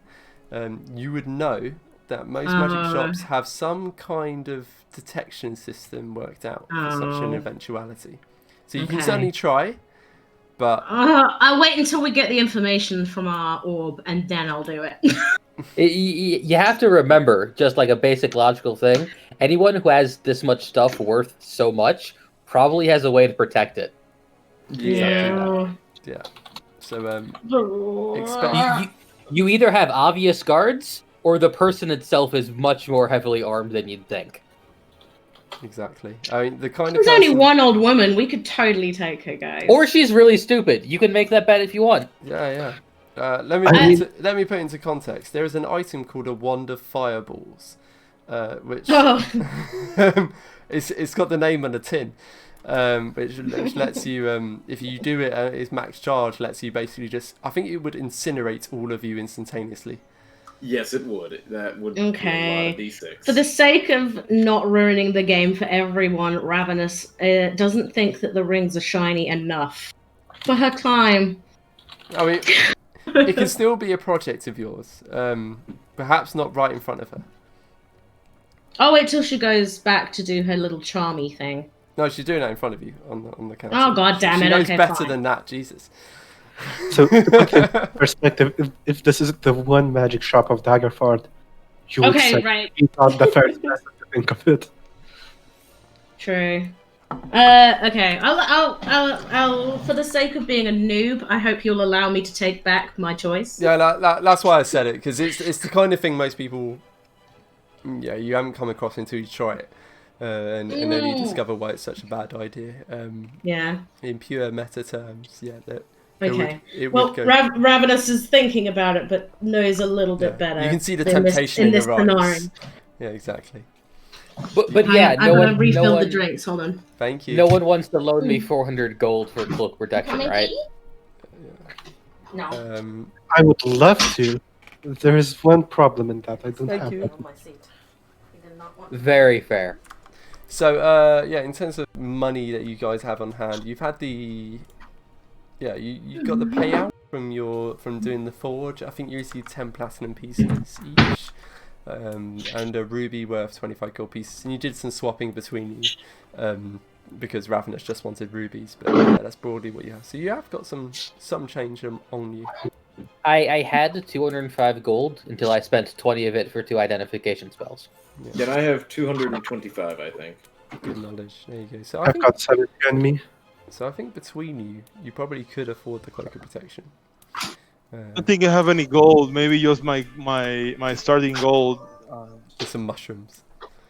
Oh, I don't think that Some magic mushrooms. you don't want refugees around eating those mushrooms. Oh boy. No. There was 1 or 2 items left on the shelves actually that I didn't manage to rattle through quickly. Thank you, darling. It's my fault you didn't get to rattle. No, it's all right. I'll just wait till she's back so she can actually hear me rattle through. Just wait. There you go. Right, good, you're back. So the other items on the shelves, there's an amulet, which seems to be, it just says amulet of non. N-O-N for November. N-O-N-E. Oh, none. Okay. And it's an amulet of none. No further explanation beyond that. You have to ask Victorious if you want to know more than that. There's a javelin. It just says crackling underneath. Ooh. Crackling. Ooh. That would be great for Baruch. And then Since Just in case- Baruch isn't in the room. Magic bad. Since Baruch isn't in the room, I ask for him. And what does this do exactly? And how much would it be? I imagine it's too much for us, but maybe for later. Oh, that's one of my favourites, the crackling. It's you hurl it and it's lightning just spawns everywhere. It's fantastic, very very pretty. No, and you can see there's a little like bow that's just been like wrapped around it. I couldn't let it go for less than 400 gold pieces. That's not bad. One last item that you see amongst the shelves, amongst all the herbs and spices and other alchemy ingredients, and it looks like a broad-rimmed hat, and sort of flopped over to the sides, and it just says A hat. mystery hat. Oh, Nanto grabs that one. just mine. And he runs over to Victoria and just, hello! I'd like to solve the mystery, please. Of course you would, darling. That's a very fun piece. I've had some fun with that in my time, I must say. Nanto, give me an insight check. Oh, wonderful.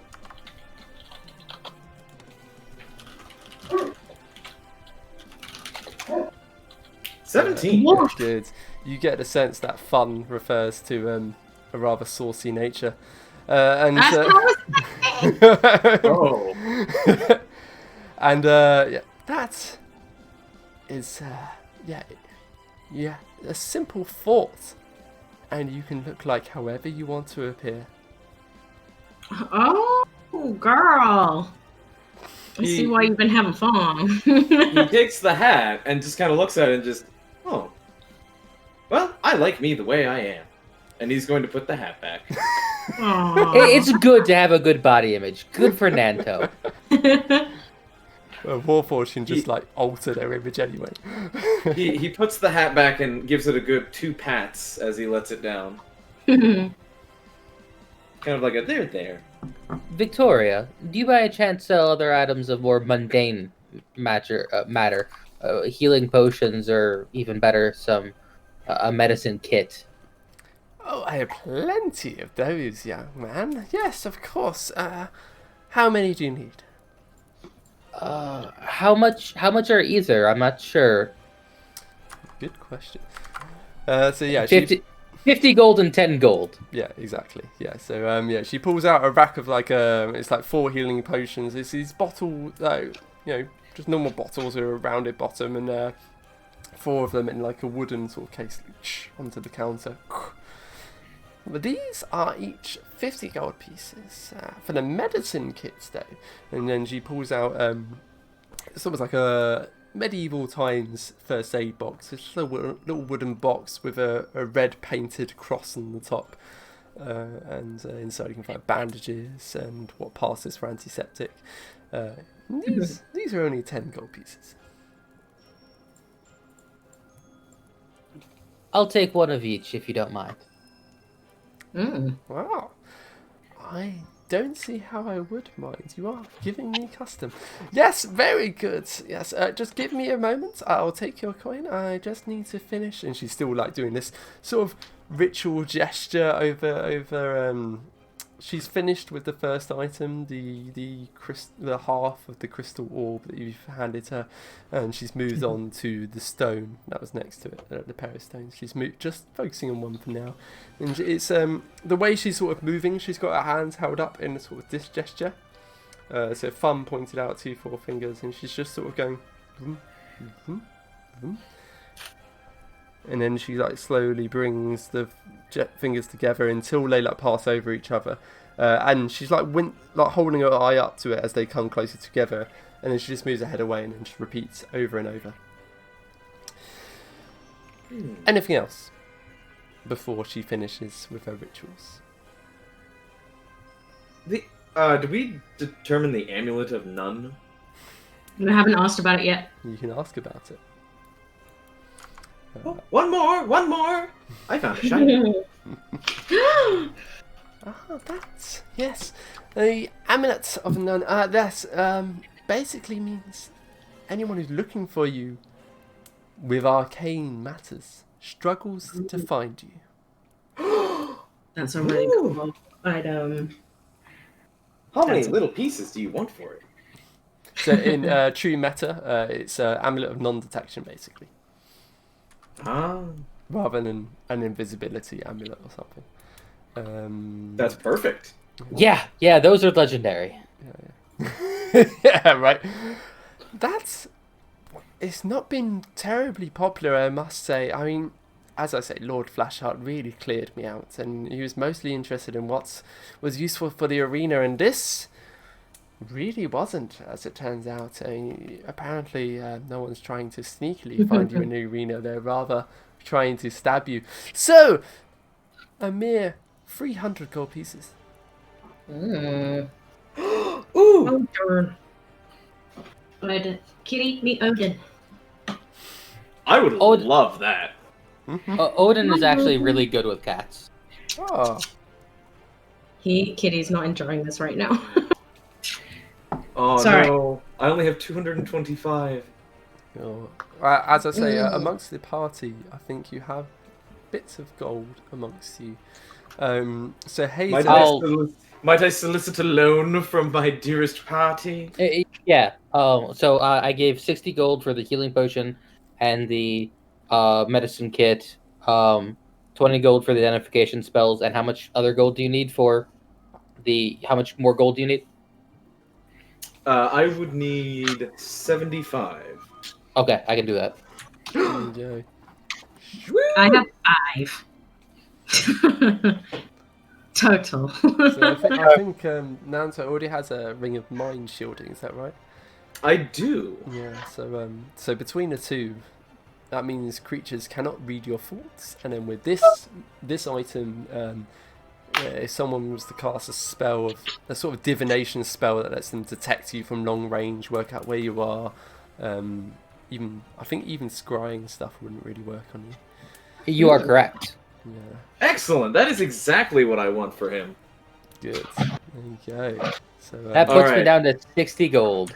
He would look quite deflated hearing about the price tag, and just kind of like, oh. And Lyroon will quickly see that and come over. How much do you need, kid? And then hand him the 75 gold. Oh! This is enough, right? there you go. And so with the money, she's just like, splendid. And then she just gladly just starts like scooping the gold over and like tinkling it into her register. And yeah, you are now the proud owner of an amulet of non-detection. So Ooh. feel free to add to your dirty dice cloud sheet. You mean my wonderful and amazing dice cloud sheet? Thank you. No, I'm pretty sure the DM is always right. I mean, that's.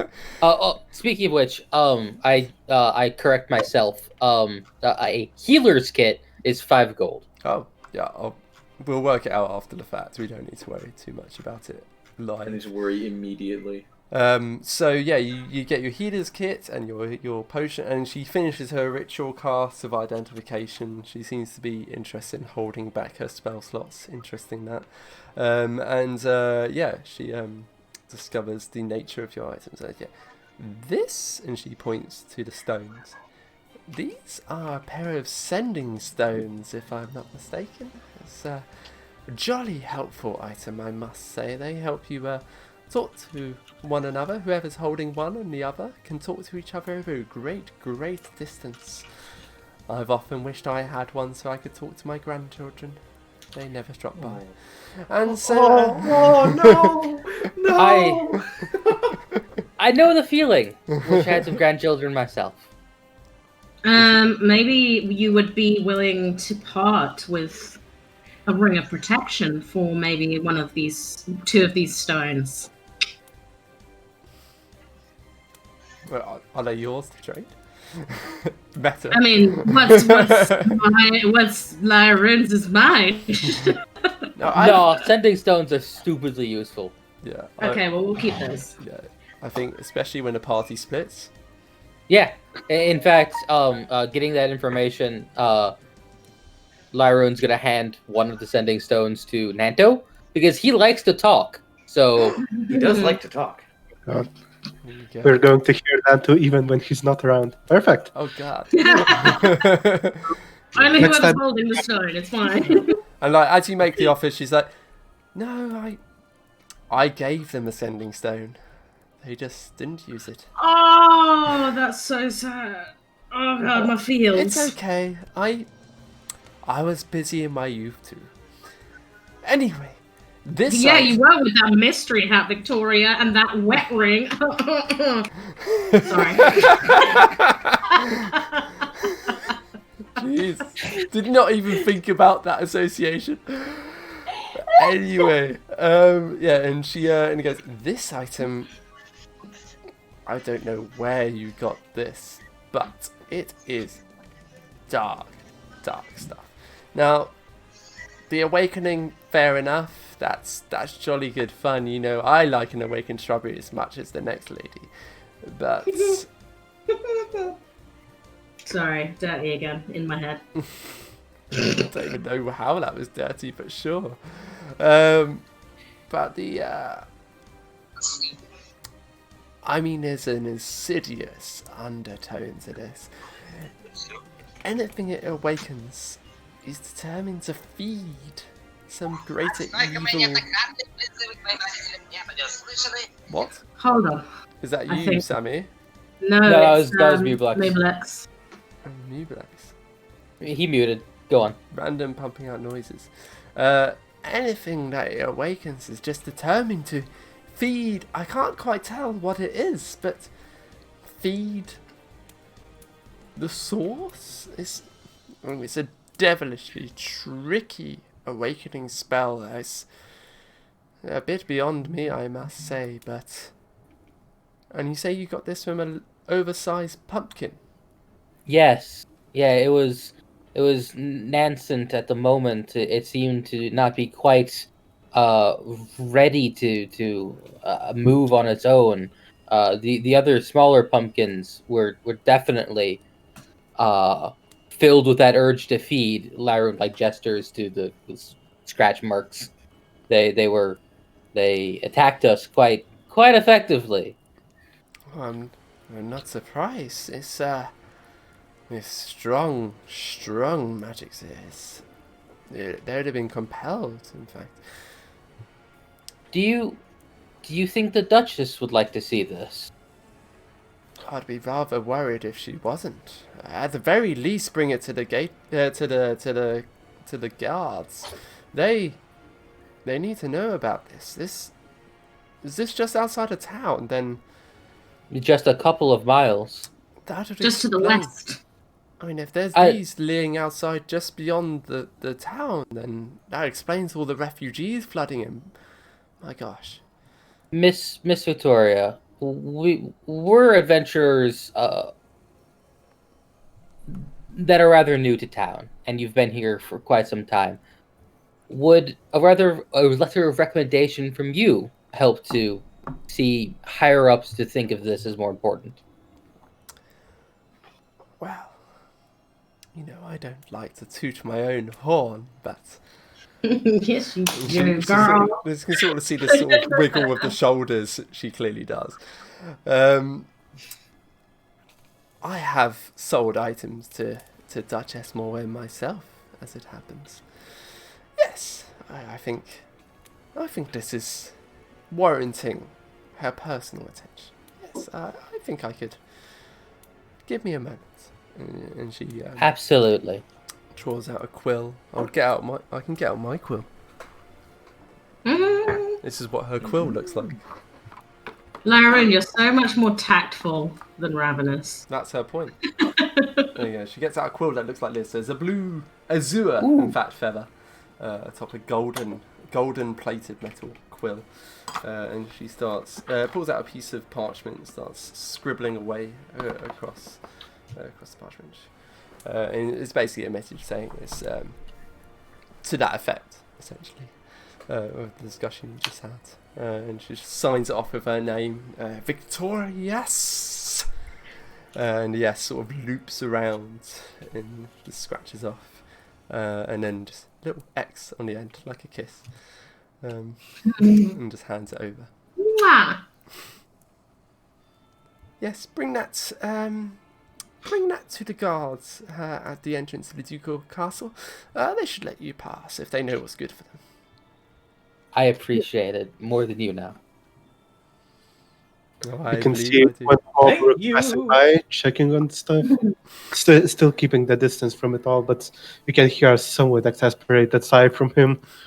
So every now and then you just see this sort of red head just poke through the door. You done yet? Just in case, out of character, it's more than fine, but you will need to let him know what's transpiring. I use my telepathy Ooh. to fill in Baruch about what is happening, because I saw his head poke through and I know he doesn't want to come in, so I just sort of telepathy him, which is going to freak him out as well because he hates magic. Oh, yes, it is. So I'll be like, the first thing I say is like, "Hey Baruch, don't panic, it's Ravenous," and then just wait for a response in my head. What is happening? It's not that bad, but you can definitely see by his reaction and just initial startle that it's not good for his. He's not enjoying the situation. Hey. But he composes himself and just responds in mind. How long will you take there? We're about done. I'll fill you in while they're concluding. So I'm not going to actually explain to him what's happened. Yeah. But I'm actually going to be talking to him while we conclude this point telepathically. What's Yeah, happening? That's no What's problem. So I think by the end of that, I get the impression that this is half a magic shop, half a Victoria's Secret of the other universe. Jesus. Ravenously telling the contents. And yeah, and you know, And then she there's- uses a mystery hat. I'm joking. there was definitely at least one herb you saw just labelled as endurance. Oh God. Rhino horn. So, anything else from Victoria's Secret? So you've discovered that there's a pair of sending stones. You've discovered that the half of the crystalline orb that you offered to her, she was able to determine its awakening, and it awakens to sort of evil feeding. Sorry, go ahead. Just a meta question. Does anyone mind if Nanto and Lyroon carry the 2 sending stones for now? Nah, it's fine with me. I have some other things to know. Yeah, I think in true meta terms, the monk probably should have one of the sending stones because they tend to be the fastest, and I think you're the sneakiest of the party anyway, so you're most likely to end up off on your own, and then the bard tends And to. Nanto tends to be the quite bard. bad at walking. Tends to He be sort of off- walks very oddly. Attractions for us. So He does enjoy talking. Yeah, He so does. probably makes most sense for you two to be the members of the party holding them, but later on you might get more. This is just what you found from your very first venture out. And I have to ask, the sending stones, are those limited in use, or can we just frickin' walkie-talkie this all day? Question. And do they require attunement? Because I've never actually had actual sending stones before. Neither have I. No attunement required, so it doesn't use up one of your free attunement slots, which is great. Hang on, I really don't like the Forgotten Realms fandom version of item sheets. Yeah. There we go. If you're looking for good dungeon, like DONJON has a good magic items list. No, D&D Beyond. Please sponsor us, D&D Beyond. D&D Beyond. has Please sponsor us. We I'm need begging help. you. So let me just read it quickly. Sending stones come in pairs. They carve to match each other to an extent, so they're easily recognised. While you touch one, you can use an action to cast a sending spell from it, and the target is the bearer of the other stone. So the sending spell basically means you can contact someone else. You can send them up to 25 words. They can reply with up to 25 words. So it's a classic Critical Role style. You can respond to this message. They can do that immediately. The target is the bearer of the other stone. If once sending is done, that you can do that. You can't use it again until the next dawn, actually. So it's once per day. Once per day. Got it. There's the limit. There's the limit. So they're not. That will drive Nanto insane. Yeah. Gosh, that's not as good as One trap a day. Oh, yeah. That's it. That's it for the standard sending stone. We'll see for these sending stones. I think it depends on DM convenience. So you've identified a pair of sending stones. You've identified there's the sundered orb with some kind of awakened creatures and put them into this sort of almost ravenous state where they're to gather food and bring it to the central Ravenous, creature. you say? Yeah, exactly. Bring it to the central creature, and you have purchased an amulet of non-detection for Nanto, who wants that for ungiven reasons, and Buruk has been awkwardly waiting outside this entire time. So is there anything else in Victoria's Secret you want to do? no. Perhaps I gotta some- spare some food. Hold on. Perhaps some powdered endurance? Oh my god. No, I have plenty of that. So I think at that point you troop out of the shop. So the door opens. Ding, ding, ding, ding. He's like, thank you, dearies. It was a pleasure serving you. If you ever have need of the magical or mundane, I will certainly be able to put you in touch. Thank you, lady. And Victoria sort of watches you as you troop out of her shop, and you've got the scroll in hand as well with her her message to say that you are to be let. Well, that the Duchess needs to be warned, essentially. We're official. We're not just some schmucks off the road. Exactly. I mean, we are. But... I mean, we are, but between the scroll and your medals qualifying you, you're pretty established. So you're back outside, Brooke. Meanwhile, at the blacksmith, let me switch over Sirenscape to the blacksmith sounds. I have moments. So I'll do inside blacksmith. Oh, yeah, inside. That should give us some ding ding noises. Go for it. The ding ding. The ding ding. So yeah, you're approaching. There's this thick bicep. Well, he's got a massive right bicep. His left arm actually looks relatively normal, and you can just see why, because he's just hammering away at his sword that's glowing orange from the fire. Bam, bam, bam, and he hasn't looked up as you're approaching. Yep. Well, Brooke would enter the shop. Initially, Rita would just cough softly, draw that attention. Obviously, that's not enough when there's metal being hammered right next. So she just gets a couple steps closer and goes, "Hail!" And you just bang, bang, and then let me switch over to. You know what? Sirenscape's so good. Sponsor us. That there's a stops to talk button, which breaks off the hammering. So yeah, you just bang, and then just looks up as you go hail, and he's, yeah, you want some iron? Not quite. Could you look at this chain shirt for me? And he just shows that nasty gash that one of the pumpkins left, where obviously the skin beneath it more or less patched together, bandages and goblin self-healing properties, but it still needs some mending. And he just looks, best you finish on that sword before I trouble you. And so he just holds out his hand and takes the chain shirt and just rolls it up and sort of peers closely with a rather vigorous inspection of the chain shirt, and you can almost look. It's a slight wrinkling of the nose, almost as if he disapproves of the damage done to this fine piece of metal. That's acid. What are you getting acid on metal for? Pumpkin. Wasn't my choice, to be sure. We found some alive produce in the fields. Needed some killing. And his lower jaw just juts slightly as he's. Well, do you reckon you can fix that? Oh, I can fix anything, but you're just gonna break it again. But yeah, sure. How rude. I mean, I've never been so insulted by something I fully agree with.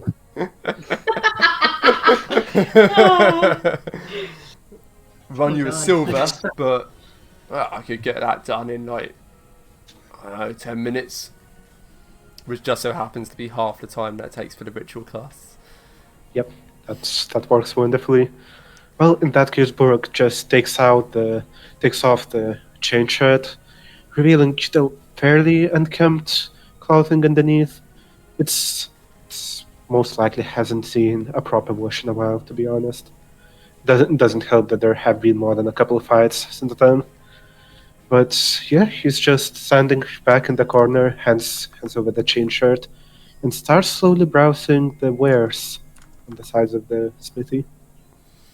Yeah, so he takes it was a long sword he'd been working on, and it's glowing bright orange, and he'd been hammering away, and he just dunks it into a barrel next to him. All the steam starts erupting into the air. Let's see if Sirenscape's got a steam noise. No, it doesn't. Oh, disappointing. Alright, I'll do it. Sirenscape, don't sponsor us after all. Sorry. No. Sorry, that's cancelled. Yeah, cancelled. It's got the Wilhelm scream, which I'm very Yeah. impressed. Why does it have the Wilhelm scream? Because it's in everything that's ever existed ever. Because the wow. Wilhelm scream is also copyright free, and so you can add it to everything without any problems. That makes Exactly. Yeah, much that's more why it sense appears now. in every film because it's got. Every Yeah. film. But yeah, he just dunks it into the barrel. All his steam starts erupting, and he just takes Getting the a phone chain call, sorry. shirt. That's alright. He takes the chain shirt and just lays it upon his anvil and does whatever a blacksmith does to repair a chain shirt. I'm not really quite sure. Yeah. Has takes- the two little rungs in, replaces the old. I am, and it's annoying. Chain work is really, really annoying because you have to do each individual one. Wow. There we go. So yeah, he takes out a pair of almost delicate looking pliers and just starts like pushing together the rings again. Some of them he actually pulls out of the shirt and replaces because they've just been too weakened by the acid damage. But yeah, he's just sets to work. While he's working away, you inspect the wares, and he has pretty much every common weapon there is, short of wooden ones. So every metal common weapon there is. I see. Complete Well- aside, but I actually have an aluminum crucible in my garage. Wow. What's that? For melting down aluminum for various stuff. It's a hobby I got into a couple years back. That's Oh, cool. nice. Well, let you make a all of- little all imprint. of the exactly all of the little all of the soda cans I drink, I melt them down and to make little stuff because I'm silly. That's cool. Why not? I watched YouTube videos of people doing this, so I should just watch you. Would I be right in assuming it takes an ungodly amount of coal to get it hot enough to melt aluminum? I don't use any coal; it's all electric.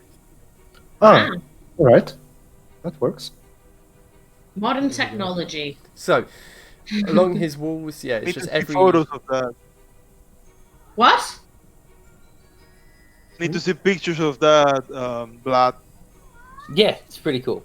Definitely need to see pictures of you melting shit and turning it into other stuff. Yes, I want to see a dice sword. Nature Edge. So yeah, along the walls you see pretty much every mundane metal item there is to find. There is one that does stand out. Okay. It's a long sword, and you can just see from a critical eye as a warrior, as someone who's fought with many swords. This is a finely made sword, beyond any that you've ever wielded. The edges are just perfectly sharp. The metal just looks unbreakable, and you don't have enough knowledge to be able to determine more than that. I see. So yeah, Borok would just walk around inspecting the weapons, comparing them to the ones he has on the back. Mostly in his mind, just got this. That doesn't look too good. Oh, that's a dent. This is decent. I've got one already.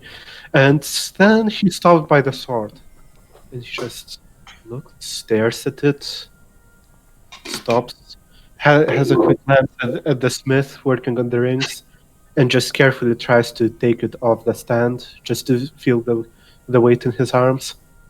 Yeah, exactly. So you just lift it off, and you can immediately. Actually, give me a perception check. Yep. This will be interesting. I perceive that it is very heavy. No, he perceives that he's And that's 20 perception. Nat 20. So yeah, Woo! the best perception check you could possibly get, and you can just immediately feel it is perfectly balanced. This is the best sword you have ever held in your hands, and you feel like you could do anything with this sword. It is a master crafted piece. Master crafterpiece. Master crafted space piece. Oh, okay. I thought it was like a new term, like hashtag master crafter. Sure, why not? Yep. He lifts it, tries it in his hands, does one swing, then puts it back into place, and just when the smith has a spare moment, just draws his attention. Now that is a blade I haven't seen in a while. Is this your work as well? Oh, I wish that was my work. That was my father's work back in the day. Well, I mean, he never managed to sell it.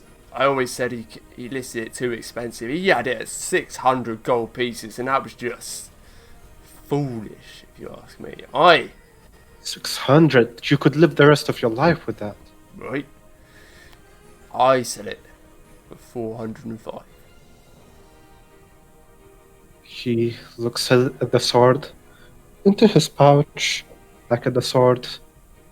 You can just see a hint of sadness in his eyes when you realize however many coins there are in his pouch. It's definitely not 405. Quite a bit below, in fact. But Intimidation check. no. He's just intimidating him into giving you the sword. I will give you what I have for the sword. Give it to me. Borok just goes. It sure is worth every one of those. Right. Though, I don't suppose you would be selling it for any cheaper then, would you? I mean, give me a persuasion check if you're trying to. Intimidation, bruh. No. You're well intimidating. Don't intimidate the people you've just Except met. for- that Okay, you have to fine. hang Look, out Ravenous with. has some bad ideas, okay? Sorry, my bad, that's a perception again. Let me check how much bonus would have been. No, yeah, but you rolled a 4, so it's kind of moot. Yeah. But yeah, basically, Brooke is it's not particularly convincing. He's a fighter. He's not a bard. He's Yeah, like, it would have been a 3 of me. yeah. So he's like, it's my father's legacy. I couldn't let it go for less than 405, but I'll hold it for you. You seem honourable enough. I understand. It's one thing to sell your father's sword, the other one sell it for peanuts. I will return for this someday, though don't expect me anytime soon. And in the meantime, he returns, looking through the stuff. Notices one pretty hefty shield, which seems to be, wood reinforced with metal. And yeah, he looks at it, passes it over. That doesn't seem like something a hobgoblin would need in his life. And then just continues waiting until the chain shirt is fixed. Yeah. By the way, is there a full plate armor set anywhere? There is indeed. So yeah, it's a mannequin in the back of the blacksmith shop. I didn't describe the blacksmith shop. Sorry. Oh yeah. So obviously the walls are just arrayed with the standard array of weapons and armor and various states. Some of the weapons are looking a bit dented. Some of the armor looking very dented, as if it's been pulled off of dead adventurers and tried to be hammered back into shape. But some of it looks in good nick. And then on it's like a really crude mannequin, just the torso, made out of wood. You can see there's a plate armor set sitting there. It's not bright shining metal, but it's definitely serviceable. There is a plate armor set waiting there. Yep. He would go, say, you don't reckon this could be your size to my size? Nor would you do it any cheaper than the sword, right? Yeah, let me just look up how much plate armor costs. I think it's a lot. It is stupid amounts of money. Oh my god, I just looked it up.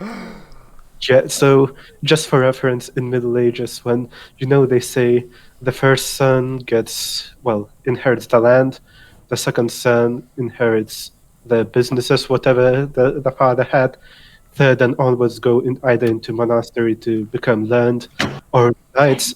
It doesn't mean they get hardly anything, because a good horse and a good plate armor set is a solid amount of money. Yeah, exactly. So the plate armor, for context, is 1,500 gold pieces by standard D&D rules. So yeah, he's like, I got that sold cheap, relatively cheap, because the fellow died in the arena. But that will still run you a good 1,500 gold pieces, I'm afraid, mate. Brooke just lets out a... Alright then. And then he snaps his fingers up, but I got a set of splint. That'll run you way cheaper. I see. How much does that one go for? That And he just gestures over to this splint armor to this side, and it's splint armor. It almost looks like a load of metal leaves laid over each other. So in fact, if I just flick back in my, so the armor, both that the Yuan Ti and the lizard folk are wearing this sort of leaf style metal armor. Is what Scale mail. Yeah, scale. Scale That's mail. what it's meant to be. Splint is more or less the same sort of shtick. So yeah, it's splint armor. I can let that go for 200 gold pieces. He once again looks at his wallet, realizes that 200 is also way more than he has. Though maybe with some requesting from his friends, he might be able to afford that. But no, for the moment, he doesn't have the time. So he just nods in thanks and continues browsing through, and just offhandedly mentions 1,500 for the plate armor. Is it safe in these streets? I would imagine plenty of criminals would kill for that amount of money. And you can see sort of like huff out a laugh. Yeah, they could try. I got victorious. What should you call it? Magic mouth. Anyone lays a finger and tries to take it out of this shop, it starts screaming bloody murder.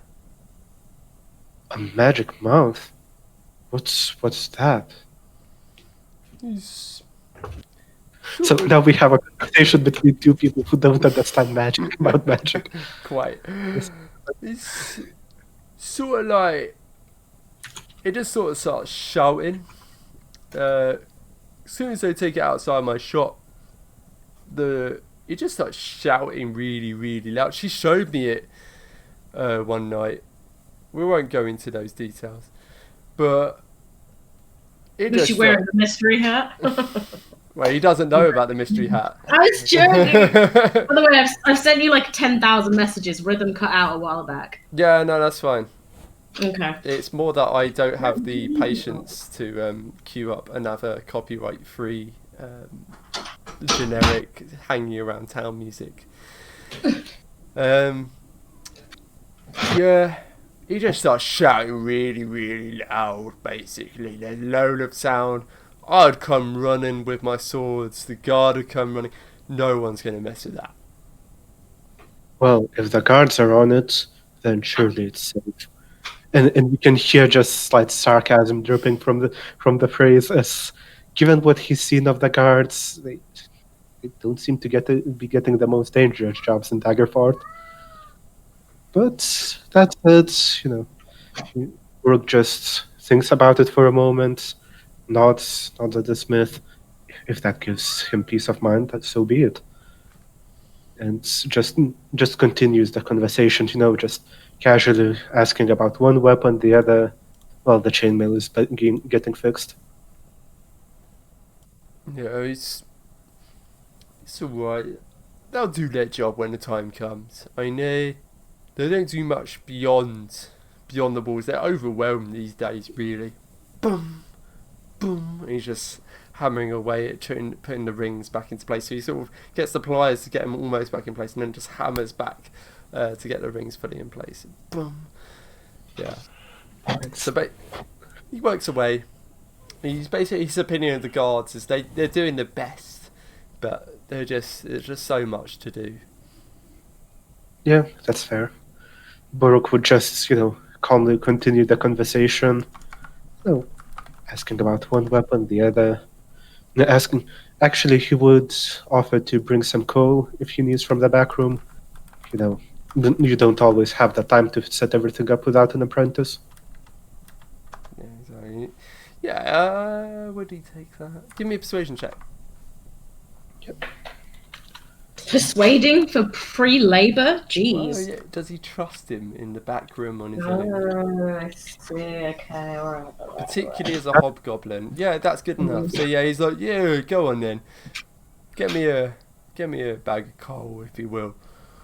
Running a bit low. Yeah, Burke would just walk past him as the forge, keeping a safe distance, because as you get closer, you can almost feel as that air getting much hotter a lot as you walk by. And yeah, he passes into the back room, looking for a bag of coal, but keeping an eye for anything else more interesting. Oh, good. So in the back room, yeah, you can see. So you make your way into the back room of the blacksmith, and you can see mostly it's just storage. It's raw ingots of bars of iron, and several just like lined bags of coal along the wall. Alongside the other wall, there's a few sort of misshapen, partially melted, dented. Like it's all the recovered, shall we say, items from adventurers in the arena that have fallen. So it seems that whenever someone dies in the arena, their gear is passed off to this guy to Bring it back to shape. yeah, bring it back to shape, repurpose, and resell. Yeah, Good that's stuff. fair. So I reckon you wouldn't do all that much special in here. You just grab the biggest bag of coal, bring it back to the front, and patiently wait as this armor is soon fixed up. Perfect. So he just carries on hammering away, using his tongs occasionally to just pull back together one of the rings of your chain metal armor. And before long, it's good as new. A single silver piece expended, a little bit of knowledge gained, and you know there is a meta terms +1 long sword waiting for you. If you can ever afford it. Yeah, that and a couple nice armor sets. Yes, and Which there is a might plate be meta. There is a plate metal armor set, albeit very much second hand. So you'll meet back up. Ravenous filled you in while you were sort of awkwardly poking your head into Victoria's Secret. Are you done yet? I don't want to go inside. Ravenous filled you in. So Nanto's picked up an amulet of non-detection.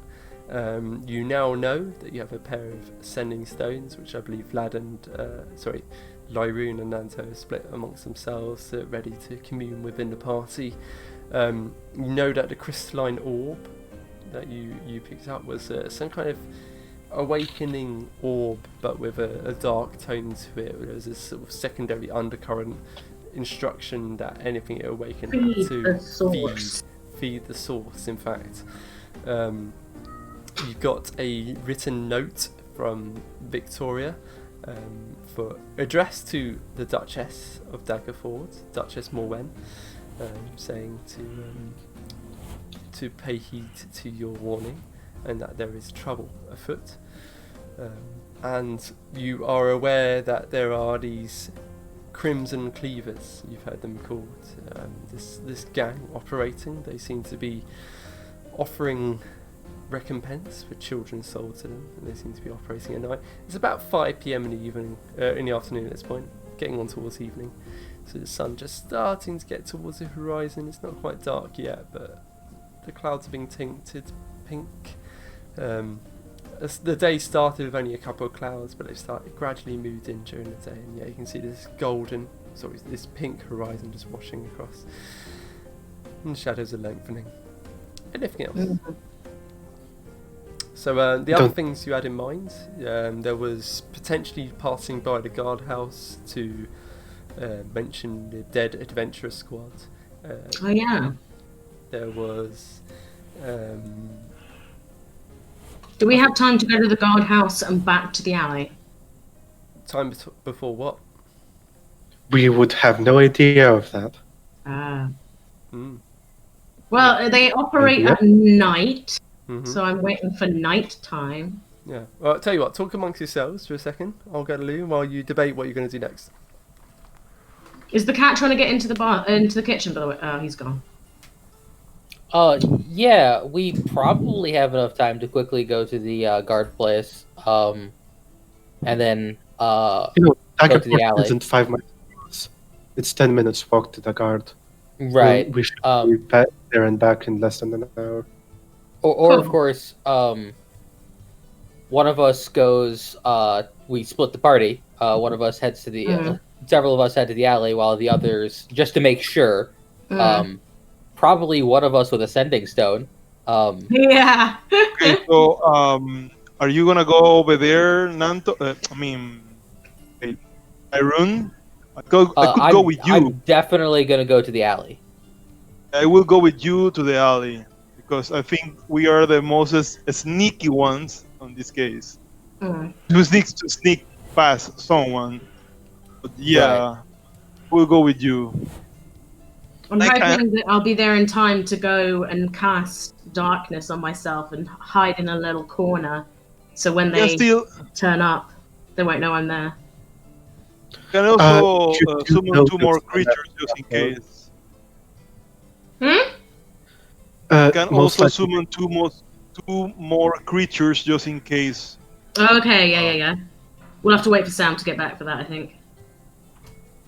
Are you going to cast it here, or are you going to cast it when we get to the when you get to the alley? We're just gonna wait, see what we encounter or what we see over there. Now,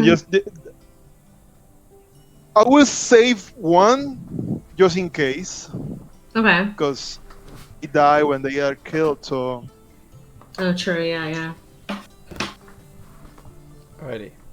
What have we decided? So we're splitting apart. Yeah, we're splitting the party. Hazer's going to go with Lyroon to scope out the alleyway. Hazer is planning on summoning another creature and keeping one in reserve as a precautionary. And then, so I guess myself, Buruk, and Nanto are going to the guard tower. Right, so... I'm definitely joining you. Nanto, your opinions? He's dead. Is Nanto there? Is Pot's alive? He's dead. He's dead to us. Okay, well... We'll figure it out as we go. Yeah, we'll have to just figure out as we go. So, just to check, particularly for Naturage, are you good to continue for a little longer? Yeah, plenty. Good, alright. So yeah, I'm conscious in the UK it's 9:30, and obviously in the US it's still early afternoon on a Sunday. So... Yeah, I rarely go to bed before midnight, so... Yeah, no worries. Also, I just noticed on your webcam it seems to have just frozen. Mine? No, on Naturage's. Oh, that's not good. It has! Yeah, I thought you were just sitting there looking very stoic. The screen. I thought you'd been really stoic for a while, but Oh no, give me 2 seconds, that should fix. You just because off and on it. Yeah, because my house has 2 different networks. Oh no. And I think it's connected to the wrong one. It moved a single frame before yeah. being stuck again. Oh, and he's gone too. He's dead too. No, yeah, he's just off and on. So, who was it? It was so Lyron and Hazer are going to go check out Danger Alley, while the rest of you are heading to the guardhouse. Is that right? Mm-hmm. We assume that the guardhouse won't take too long, but just in case it does, they're going to send them early. Yeah. So the guardhouse is pretty nearby to the Merchant Square. In fact, I have a question though first for Hazer. Hazer, are you still good for me to keep Axie with me to carry the shields for now? Oh. We got about an eighth of a syllable. We got Yes, I said yes. You can. Oh, okay. Excellent. We'll Good. Follow you. Great. Good. Excellent. There we go. So here is a high-res version of Daggerford map, which gives you a bit of an idea of what's going on. So where you are is this marketplace. I don't know. Can you see my mouse pointer? No. Okay. Yes. Yeah, in the southwest corner. So yeah. Oh, Potts is back. Oh, cool. Potts, you are. Cool. No worries, buddy. Hello. You have an option of whether to go with Lyroon and Hazer to scope the alley, just in case, or come with myself and Buruk to the guard tower place. As a hint, one part involves talking as little as possible, the other one involves quite a bit of talking. But decision is all yours. There you go. So you can either go join the investigation in Danger Alley, or you can go ahead to the guardhouse. It depends what Nanto would do. Would he? Please, apologize, I had to take a phone call. Would anyone That's be okay. able to summarize what I missed in the past 20 minutes? So in short, you can either go check out what's in that alleyway where you've heard that the Crimson Cloaks seem to hang out, or you can go to the guardhouse to go talk about the dangers lurking beyond Daggerford. Oh, I would love to meet with those fabulous cloak wearers. Okay. So you're That's not what I expected from you. There you go. You're going to join the Crimson Cloak. Well, you're not going to join a gang, but you're going to join the gang checking out the Crimson Cloaks. And then in terms of timings, I was just saying, yeah, I'm happy to continue, but it's up to you guys. I usually only plan for about 4 o'clock. But if we. We'll probably only play for another 20 minutes, maybe. Yeah, if it's only like 15 or 20 minutes more, I guess I could do it. But I usually plan for like a 3-hour session. Gotcha. Yeah, all right. So we'll look to wrap up sooner or later. So, let's start with the gate, with the guard crew. So that would No, be. because Potts has been absent, so start with the alleyway crew. All right, we'll start with the. So they get some game time. We'll start with the alleyway crew. Perfect. Cool. Actually, yeah, that makes sense. We need to drop out. That would be Nanto and Hazer and Lyroon heading over towards this alleyway that's nearby to the Farmer's Gate, which is the western side of Daggerford, near Fields Lane. So this is where those who went adventuring, that's where they came back into the city. And yeah, there's just this alleyway relatively nearby that Nanto and Hazer had heard about. There were some unscrupulous sorts who were hanging out nearby. So what's your plan?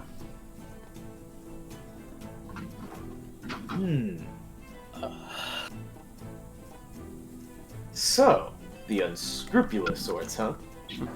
Yes, indeed. They preying on children. You don't like it. No, that won't do at all. So, what if we spooked them, scared them with a wonderful prank?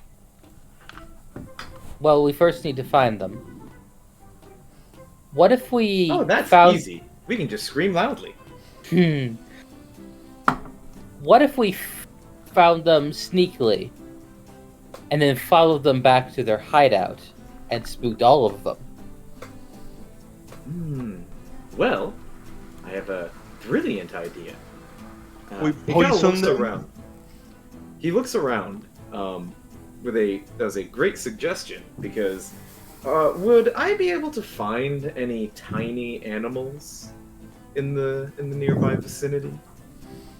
So in the alleyway, there are definitely rats. Oh, darn it. I was going to think about using Animal Messenger, but I have to specify a location, not just a person.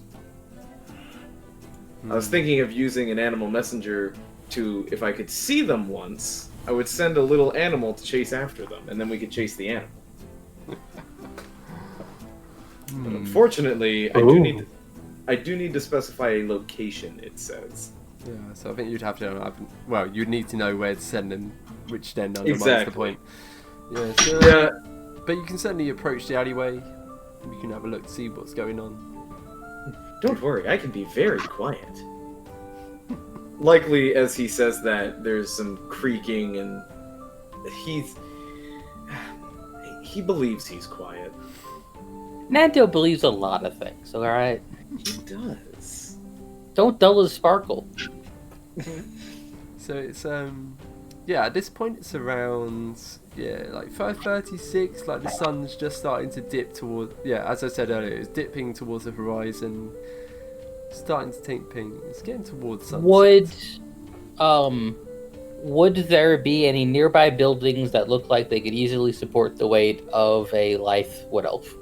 Oh yeah, every building. Easy. So you were Sure. going to say a massive giant hobgoblin. I climb one of them that gives me aerial access to the alley. Cool. So yeah, this is you just trying to get to the rooftop. So you could like jump down in a dramatic moment. Give me an athletics check. You'll definitely get up regardless. This is just to see how many attempts it takes you. Okay, Hazer will sneakily move towards the alleyway, and we'll try to investigate to see if he finds any clues around the place that can lead us to these guys. Gotcha. I already rolled the checks on the channel. Oh, nice. Good work. Hang on, I'm just zooming in on the area. Tell you what, I can zoom in even more to make this a bit easier. Ooh, to make this a bit easier to see. There we go. Look at that high-res map of Daggerford. So while Lyroon scampers up and pretty effectively actually, 16 on the athletics check, that's pretty good. So you're able to scamper up to the nearest rooftop to look over the alleyway out of sight. Meanwhile, Hazer is just sort of looking around for clues as to where these scarlet cloaked fellows might be operating from. What's Nanto doing? Nanto is just, he's not sneaky, and he's not really, how do you say, subtle, or... He's very easy to pick out in a crowd here. Trying to think of how he could contribute here.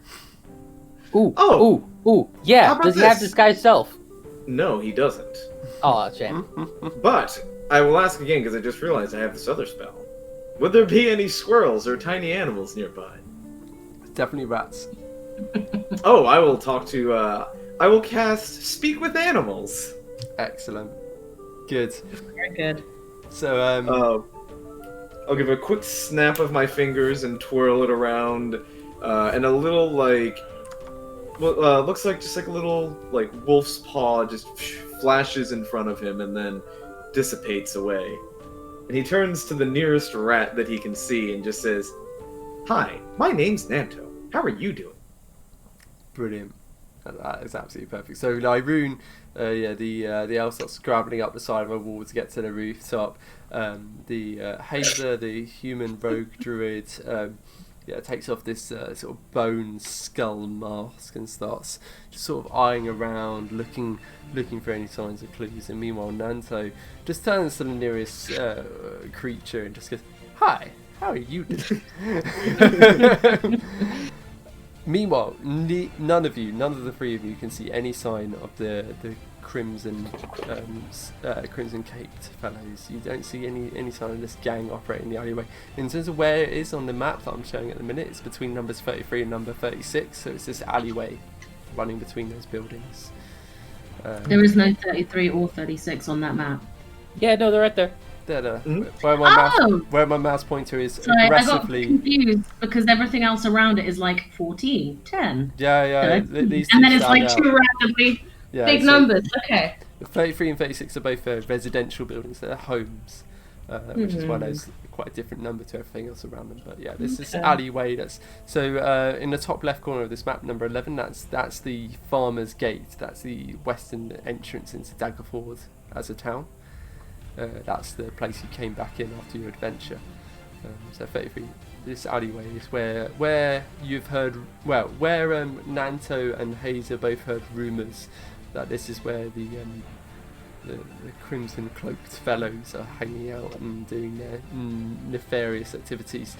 So Lyroon reaches the roof reasonably easily after her athletics check. She does a pretty good job just finding these. It's not exactly handholds, but there's a few places where the mortar between the bricks has deteriorated enough she can just get her fingers in, and she's just able to claw her way up the side of the buildings and reach the rooftop. Sorry? Oh, sorry, him. Him. Every single time. Lyroon Just comes say in. they. Time. If you just say they, it doesn't matter which one you mean. I know. It's just forever embedded in my head as the she now. But yeah, they. And Lyroon won't disagree. It's like, Yeah. sure. He's very androgynous. That's the whole point. but- That is the point. So whenever you talk about them, it's a he. Whenever I talk about it, it's a she, and then it balances out today. Anyway, Exactly. Anyway, so they reach the rooftop with ease and are afforded an easy sight over the alleyway below. And you can see there's a decent amount of refuse. Curiously, in this alleyway, there's no refugees. So most alleyways in the city, you've seen refugees, but this alleyway, they don't seem to hang out. Meanwhile, Hazer starts inspecting the alleyway to see what's what. So the stealth check proves more or less unnecessary. It's early enough in the day that there's no unscrupulous sorts out. It's just deserted. Well, except for us. I mean, Except we're for pretty you. unscrupulous. Yeah. So you're hidden from. We your are companions. the most scrupulous. Thank you very much. Yeah. So you're in fact very well hidden from your friends. So yeah. Your friends aren't able to see you particularly well, but yeah, you start investigating the alleyway, and you can see, there's the refuse. There's one spray of blood, in fact, against one of the walls, which is interesting. And then you do see, of interest, there is also a sewer grate in the middle of the alleyway. Apart from that, you see no signs of these crimson cloaked fellows. The blood takes me to the. I mean, is the blood near the? You say the. Yeah. That thing, the sewer, the Yeah. sewer. Great. Is it near the does entrance? Yeah, it's relatively near. It's about a dozen feet away from it. Okay, I tell Nanto and Lyroon, hey, check this out. I'm like, I I'm pointed to on a the- roof. Oh, whoa. Yeah, right. Okay, so Nanto, check this out. Oh, hold on. I'm talking to a friend. Yeah, so Nanto's talking to a rat currently. So yeah, while Pick him up and Hazer, take it with you. It's fine. so Hazer spots this blood splatter against the wall, and it looks somewhat old and dried, maybe a day old. But yeah, there's this clear, like it's like almost like an arterial spray, as if someone has slit a key artery and it just goes shoop, and it's just sprayed across the wall. Meanwhile, Nanto, a few maybe 20 feet away, further up the alleyways, turn to the nearest rats that you can see scampering through the refuse, and say, "Hey, how are you doing?" I'm Nanto. How are you? And the alley rat just turns its head around towards the Warford, gives a singular sniff, and it's not quite sure because he doesn't really smell of anything. He's like, I'm okay. Oh, that's very good. Would you mind if I asked you a question? Got food? Sorry, that nobody caught that. Yeah. I mean, rats are difficult to understand, but he said got food. Oh, yes. Maybe. Hold on, let me check. I'm gonna look at my inventory. Yeah, Oh, you would have. You've got some burnt sphinx steak. And I acorn. do! Do you also not have good berries? And acorn. You also have at least one good berry. It depends what a rat would be more interested in. Give me a Do you nature know check. how much food is a good berry? Well, I Okay. gave both of my good berries away, remember? Oh, yeah. I don't remember. Because I don't eat them. Oh yeah, because he doesn't eat good berries, so he's just like, Yeah. nope. Didn't bother Is taking that them. nature? Well, yeah. So if you haven't got good berries, nature check was just to work out if you would know what is better to hand to a rat, but you haven't got a choice. You've only got. I mean, it's a rat. Fucking anything, man. you've only got burnt sphinx steak, so make of I that will- what you will. And Take some- apparently acorns. I will take Yeah, some- that's what I some- said. Oh yeah, give me the nature check then. Actually, yes. Oh, 24. bards. Jesus. Yeah, so you would definitely know that the burnt sphinx steak is the better choice. I will take out the burnt sphinx steak and just be, oh yes, I do. Here, this is food that you like, right? And the rat, you can actually see its eyes sort of bulge slightly out of its tiny little skull, and this like slab of meat. Even though it's a bit burnt on the outside, it's like, oh my god. And it doesn't even reply. It just launches itself at the meat and just starts. Excited, aren't we? I hope you like it. My friends didn't. It definitely likes the meat. So it's just tearing away. It's not even really bothering to reply at this point. It's just enjoying itself. But you haven't really asked it a question yet. Yeah, while he's just chowing away, he'll ask the question just, well, we're looking for some people in some red, they call them crimson cloaks. You know, the color of blood. Have you seen them? If you have, I'd like to know when they meet here. We'd very much like to meet them. Interesting. Do rats have a concept of time? Or colour. Do rats see colour? I believe.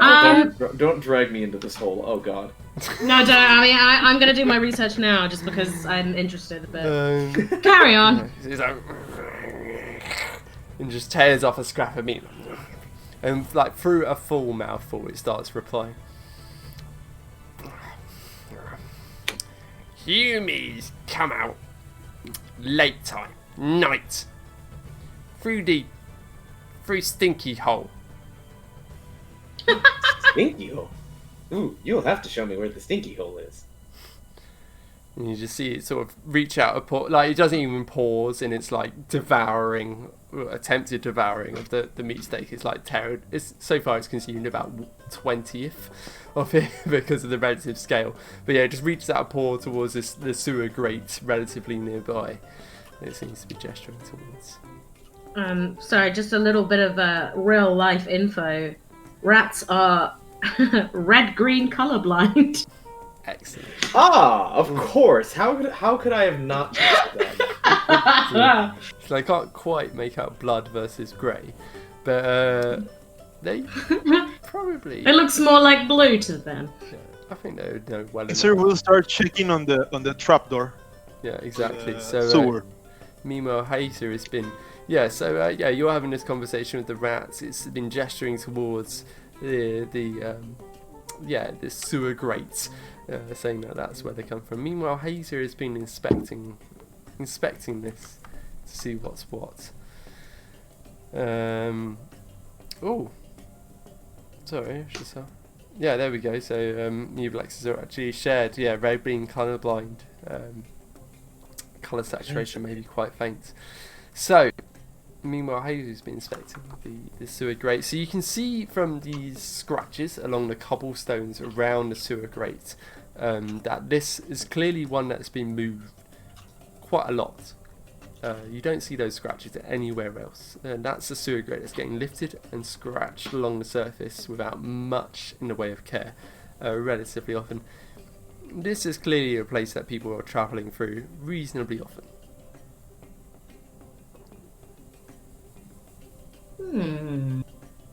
Indeed. Okay. So the rat is devouring away the meat before it. It's sort of roughly gestured towards the sewer grate nearby. Hey, stinky hole! And he just carries on. Consuming. Hey, Nanto! I think this is the place we're looking for. Oh, Seems that it has been open many times. oh yes, he just told me about the stinky hole. What? That's what I call the my rat. Nanto points at the sewer grate and just, oh yeah, he's my friend. He said they come from the stinky hole at dark time. Okay. And I will need to stop the mushroom. Meanwhile, from above, Lyroon obviously is a limited understanding of what's going on, but can just hear these catches of conversation of just stinky hole. But But they he's do thinking, seem to hang on, be- that's what I call my butt. but they do seem to be focused on the sewer grate, right? Yeah, you can figure out they're all looking towards that direction and talking about a stinky hole. You could probably put 2 and 2 together. Anything else from the rat? Nanto will turn back and just be like, "You were a big help today. I'm gonna call you Squeaker. Thank you, Squeaker." Ah! Squeaky squeak squeak squeaking. Not quite their reply. It's more like just like this, like almost semi-famished devouring of the. Where he's gotten past the burnt portions of the Sphinx steak, and he's now to the raw bit, and he just seems really happy about his situation. He's just going to town, just like. Nanto smiles with his eyes at him. He's like, "I did good. He's happy. I'm happy." You've made a rat very, very happy this day, and yeah, he's. Whatever these figures that you're talking about, he's pointed out that they seem to emerge from the stinky hole. And Hazer has immediately worked out what the stinky hole refers to, which is a nearby sewer grate. Yeah, Hazer's out here like an actual detective. Nanto's just like, "I talked to a rat and it told me to go there." Excellent. Exactly. Well, I mean, to be fair, independently, you might have struggled quite a bit. Mm-hmm. Definitely. So yeah, you can see the scratch marks which suggest that it's moved reasonably often, but given the rat's confirmation, you know that this is where those crimson cloaked fellows seem to be emerging from. Do we? We go in? Right, you can go in. I think, unless there's anything else before you go in, we'll switch over to what's happening at the guardhouse. Indeed, Ding. and I will have to be going. Exactly. Bye. Yeah. Bye, So friend. we will plan to enter the stinky hole next when we return. I'm gonna try to convince you guys not to enter the sneaky hole until I was everyone's gonna here. say. Well, that's fine. So yeah, Well, I think, we'll as it happens, you have a device that is specifically aimed for this purpose. Oh yeah, the speaky stones of communication. Speaky stones and stinky holes, my favorite. Exactly. So probably, I'd imagine at this point you fire a message that you're thinking. Also, about. just to check, did we split the party and keep both of the sending stones on the same side? We did actually. Yeah, actually, Amazing. Nigel and Nanto both. Oh, sugar puffs! Oh, you're right. I actually completely assumed that Nanto was going to go with talk to the Same. guards. Yeah. Yep. Yeah. Well, you know where they went. Let's just say they wait for the rest of you to join them. Well, no. Let's wait until next session to see what they decide to do. Yeah. Right. Let's see what happens. So we'll pause. We'll pause what's happening on that side. All right, and I will see you all next week. We'll see you next Bye. week, next Sunday. Cheers, Potts. Thank you for joining. Goodbye. Thank You're you back. as well. See you soon. Okay. So meanwhile, at the guardhouse, let me just get up that portion of the Daggerford map. The most important part, because I'm in it. As I've got the super high res version of the map, that means I can actually do this. Although my eyes are not up to the task in the slightest. So I should have had this prepared before. So I think... Yeah, DM. Right. So number one. Number one is the guardhouse. So, you can see what I'm looking at right now, right? Yeah. So, Not at all. No? It's really far out. Oh yeah, but you can see on the eastern side of the map, southeastern side, there's a big gap, and then there's a building. Where the marketplace is. So bottom left corner of the map, there's a gap, and then the bottom right corner of the map, Yep. there's a gap. Yep. Okay. So tell you what, I'll zoom in on that gap, and then you'll see. Thank you. And then you'll see what I'm talking about. Okay, now I get it. Yeah. Yeah. Good. So, the guardhouse is on the eastern side of that gap. So there's a drill field, which is where all the guardsmen train. And then on the eastern side, there's a barracks. So that building labelled number 1, that is the barracks of the guardsmen of Daggerford. So I believe it is Ravenous and Burke who are Yes. approaching the guardhouse together Indeed. to go. Well, what are you doing? I'm gonna go report the lost adventurers with my beautiful masterpiece drawing. So you got the beautiful masterpiece drawing. You got the. I assume you got the axe beak with you. We do, yes. Yep. Yeah. You got the axe beak with you, and you got the drawing of the adventurers that have died. And their shields are tied to the axe beak. And then you got the shields attached to the axe beak, exactly. So, I think you still have the sounds of the what's it called? blacksmith. Yeah, the bang bang place. Yeah. That's not even slightly what it's called, and that sounds so bad. The bang Oh, God. bang place. The bang bang place. You mean the brothel? Oh, Jeez. The blacksmith. All right, we're going to go for the main street of a bustling port town because that's what Daggerford is, and we'll see. That sounds specifically where we are. Yeah, exactly. So that sounds about right. So we'll see if that sounds about the right sounds. I don't get any of the sounds through my headphones, so we'll see. We're getting them fine. It just sounds like a busy street. Good. Yeah, which it is. Yes. So, you make your way towards the barracks, the guard barracks of Daggerford. It's a slightly different area to that back alley where your friends had headed. Sorry, my TV's about to switch off. There we go. That's where the sound comes from. Yeah. No, it's not. I've got headphones on. I was gonna say, why does it matter? It doesn't.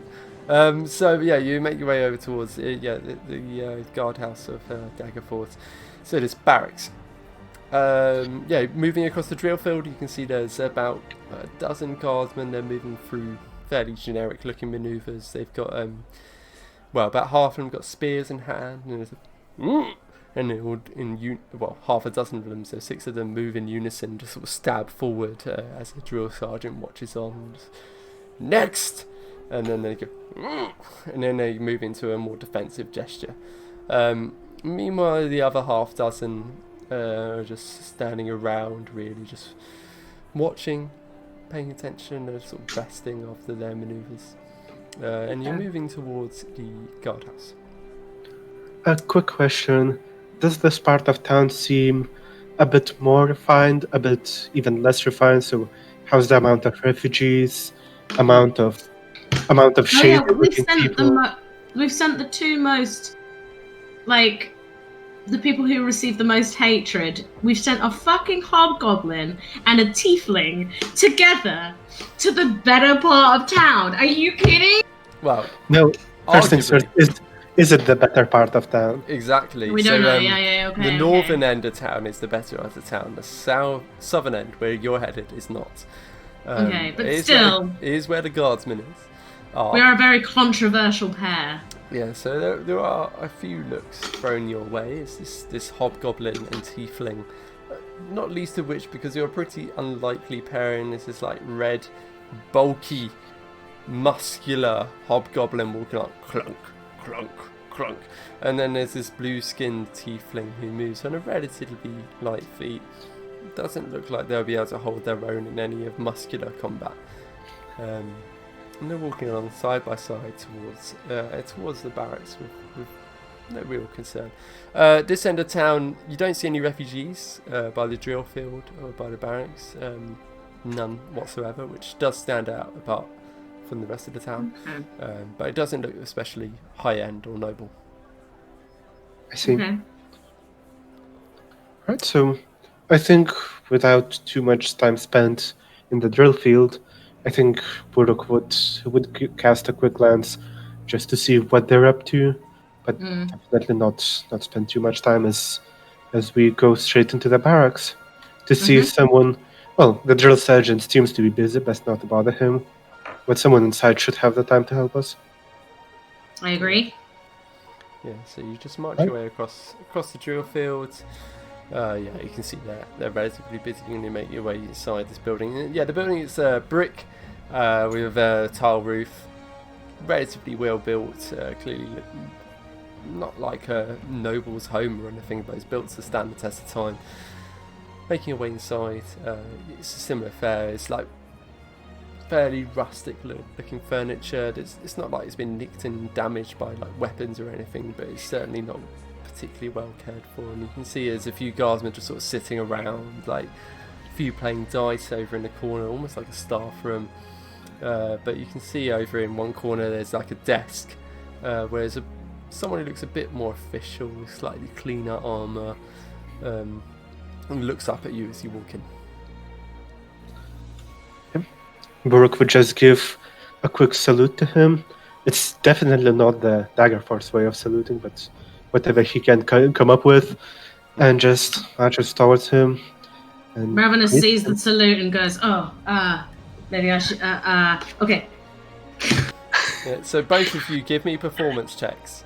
Oh god! Okay. This is going to be so bad, isn't it? Yeah, that's what I'm hoping for.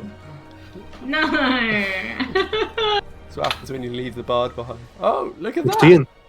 that! Nice. That's actually a pretty good wow. Yeah, I think we don't make Just as good as complete each other. Yeah. So Yep. you both don't really have much idea of what a salute would look like, but you both managed to pass off a fairly convincing mock salute. I think what happens is that Burke, military establishment salutes, And then I just follow suit. yeah, exactly. You just follow what he does, so he just sort of snaps off a salute from his chest, which is not at all the Daggerford salute, and then you just like look at him, all right, yeah, and just do the exact same. It's just a fist pumped to your right breast and then lifted away in rapid succession. Yeah, the fingers perhaps not. Okay, I was just joking. And then like the sergeant at the desk is like, okay, and just sort of nods, and just he doesn't quite return the salute. He just sort of looks a bit like, okay, and just gives a nod and just waves you over towards him. Yep. I think we'd walk over and introduce ourselves, at least briefly, that I'm Buruk, one of the adventurers. Pass the forge test, show that medal on the side, and say that we want to report location of 3 dead adventurers. And like he raises his eyebrows maybe a centimetre. It's not quite a surprise, but more like acknowledgement, like another set. Okay. Yeah. All right. He just brings forward a piece of parchment and a quill, ready to start noting down the names. The cold-blooded Thrillers. thrillers. Thank you. Out of character, of course. Yeah, since I'll Yeah, allow- yeah, I'll yeah. allow it was recent enough. Yeah. The cold-blooded thrillers. And he just sort of glances up like, oh, I thought they might succeed. Alright. He just it's not a sigh of exasperation, more just sort of almost like giving up. And just like cold. Yeah, you can just see him starting to write that out in, well, Ravenous can't because she's not very literate. I'm not literate. That's How why my literate signature is a handprint. Yeah, how literate is Burke actually? She knows enough to read and write, but it hasn't been his primary thing in life. Yeah. Adventuring life kind of forces you to sometimes at least know. Yeah. Otherwise, how are you going to figure out what's on the bulletin board?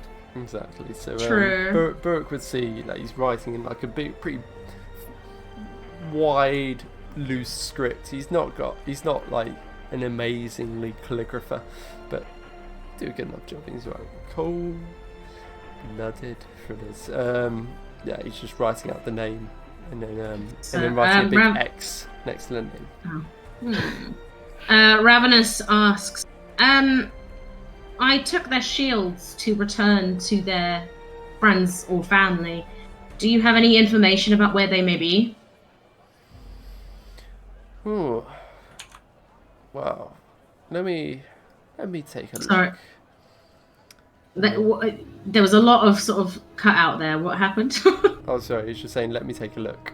Okay, all I heard was look. Oh dear. So yeah, he reaches down to. It's probably my laptop failing, to be fair.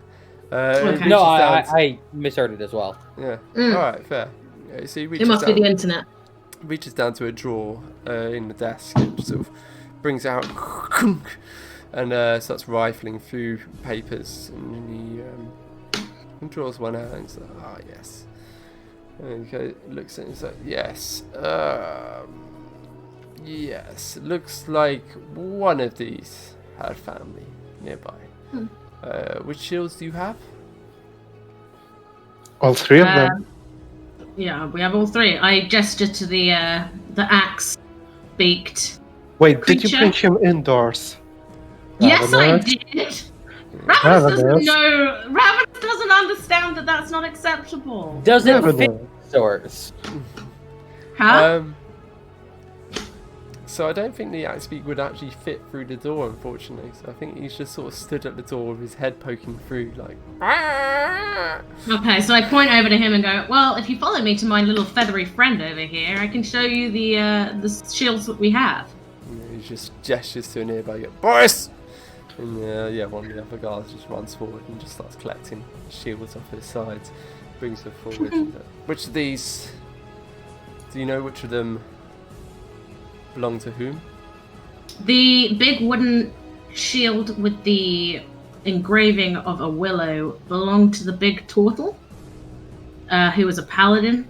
The little shield belonged to the lizard folk, and the one engraved with 13/10, or the other way around, belonged to the Yuan-Ti. Right. And he's just scribbling away these details. I did the commissions for these, so I know exactly which is which. It's perfect.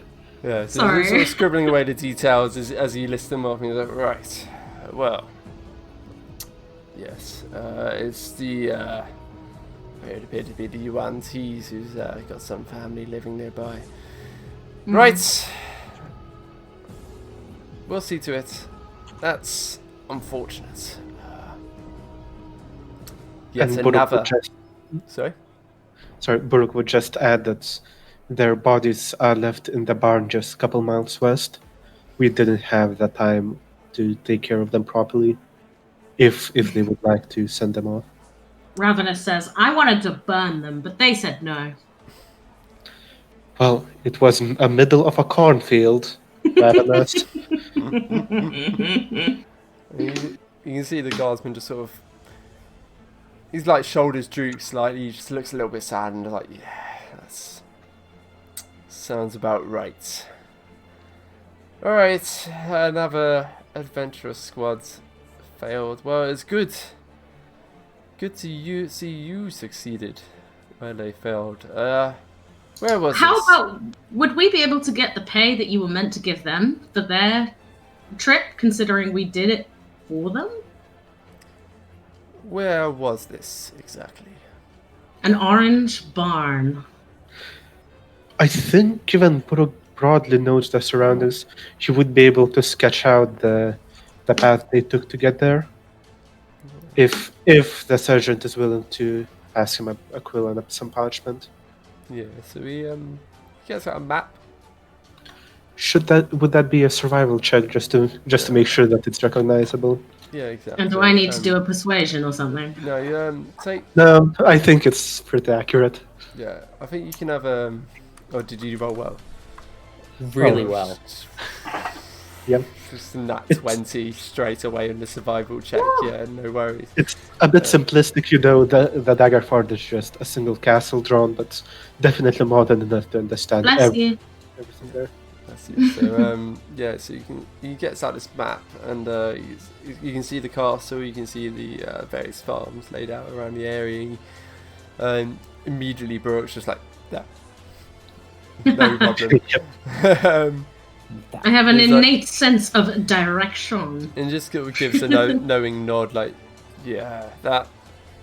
Okay, and then he just like pulls out another series of pulls open another desk drawer. And it's much fewer documents in this drawer. And he pulls one out and slams it on the table and just looks over it. And is like, yeah, I think Right. What were you slaying? I was asking if we may be able to take on the fee that they were proposed to take on the quest, considering we fulfilled it for the patrons of the quest. We met them, He sort of Gertrude and her mum. he sort of just goes, Because we still didn't ask the name! He's sort of, along to a story. And what were you slaying?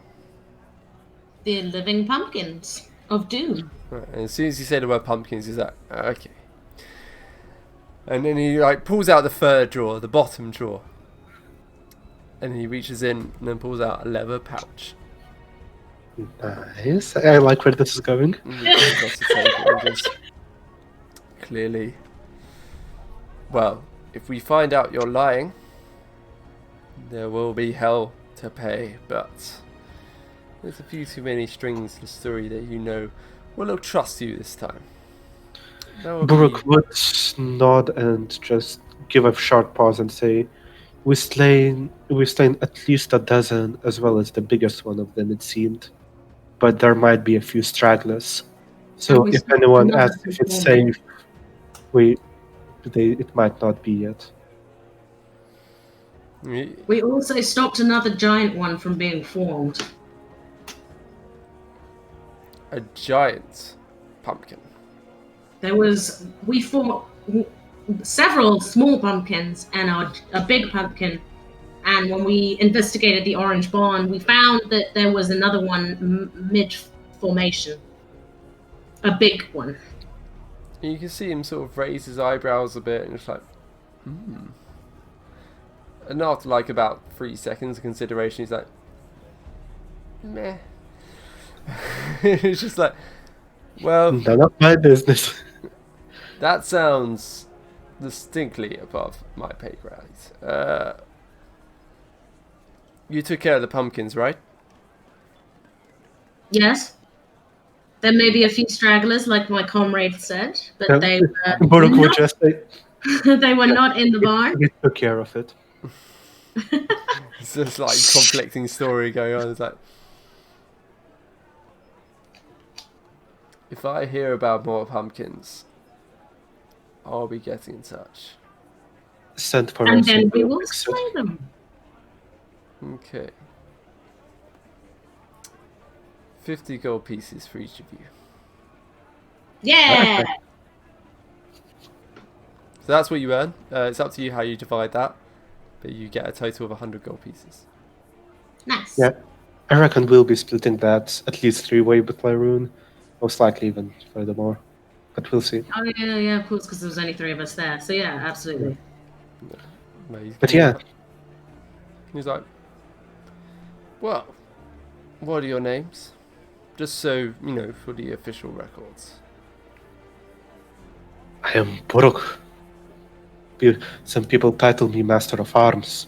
I don't stop them from saying so. And I'm Ravenous. Ravenous. That's it. And you can see him scratching it out with his quill. Ravenous. Yep. And Brooke, Master of Arms. Okay. And there was a third person with us, an Yes. elf named Lyroon. Give me a persuasion check. Okay. 10. Okay. He doesn't give you more money. See, Lyroon. Very well.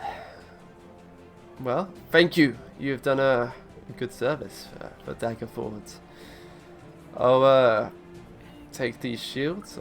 I'll see to it that the one tweez get their money, get their shield back at least. Know that their family member's dead. Thank you. Make sure you send the others back to the other ones' families. I know they're not near, but I'm sure they'd appreciate to know. We will certainly try. Thanks! And then Ravenous just walks away. Murk would Good. also not say something honorable and walk out. You can, that's fine. I'm just gonna go. Good luck getting the shield back to Yardig's family. He Okay, lives in the swamps. It's a diplomatic reply when he said he will certainly try. So, unless there's anything else, I think that's a natural point to wrap it up as we're far beyond intended hours. Yep. I think Yeah, this is We need to where have dinner. We need to have dinner, our burnt dinner. Thank It's you. not that bad anymore. I saved it. Oh, you saved it. Oh, good. Is it a sphinx steak by any chance? Yeah. It is a sphinx steak, yes. It is The now. mystery meat, as they call it. Exactly. Oh well. So thank you guys for playing. Thank you those of you who've been watching for watching. We'll be continuing next Sunday, where we'll find out what's going on. It sounds like the plan is to delve into the sewers, The stinky hole. the stinky hole. Indeed, according to the rat that Nato was talking to, and yeah, we'll see what happens. Let me just stop the music. I'm looking forward to it. Yeah. there Me we go. too. Yeah, it was good fun. You Yeah. defeated last episode you defeated the pumpkins. This episode you started exploring. Defeated nothing. Yeah, you They're started exploring. shopping episode. They take time. Yeah, pretty much. Took a visit to Victoria's Secret, and yeah, found out a bit more about Daggerford, what's going on there. You found out a few rumours about these unscrupulous fellows who seem to be buying children. Let some people know about the death of the adventurers. Let the farmers know about the state of their farm, that you've cleared it more or less, and yeah, you're ready to go on your next state of investigation. And you've got the letter from Victoria that will let you in. Well, hopefully let you into the ducal castle. So a letter of. If not, I'll just punch them. Don't worry. Just punch them to death. Exactly. Well, thank you very much, guys. It's good fun. And Always a GG's, pleasure. everybody. yeah, we'll see you next Sunday. Ready for more action. Bye. See ya, everyone. Take it easy. We'll see you next week. Bye.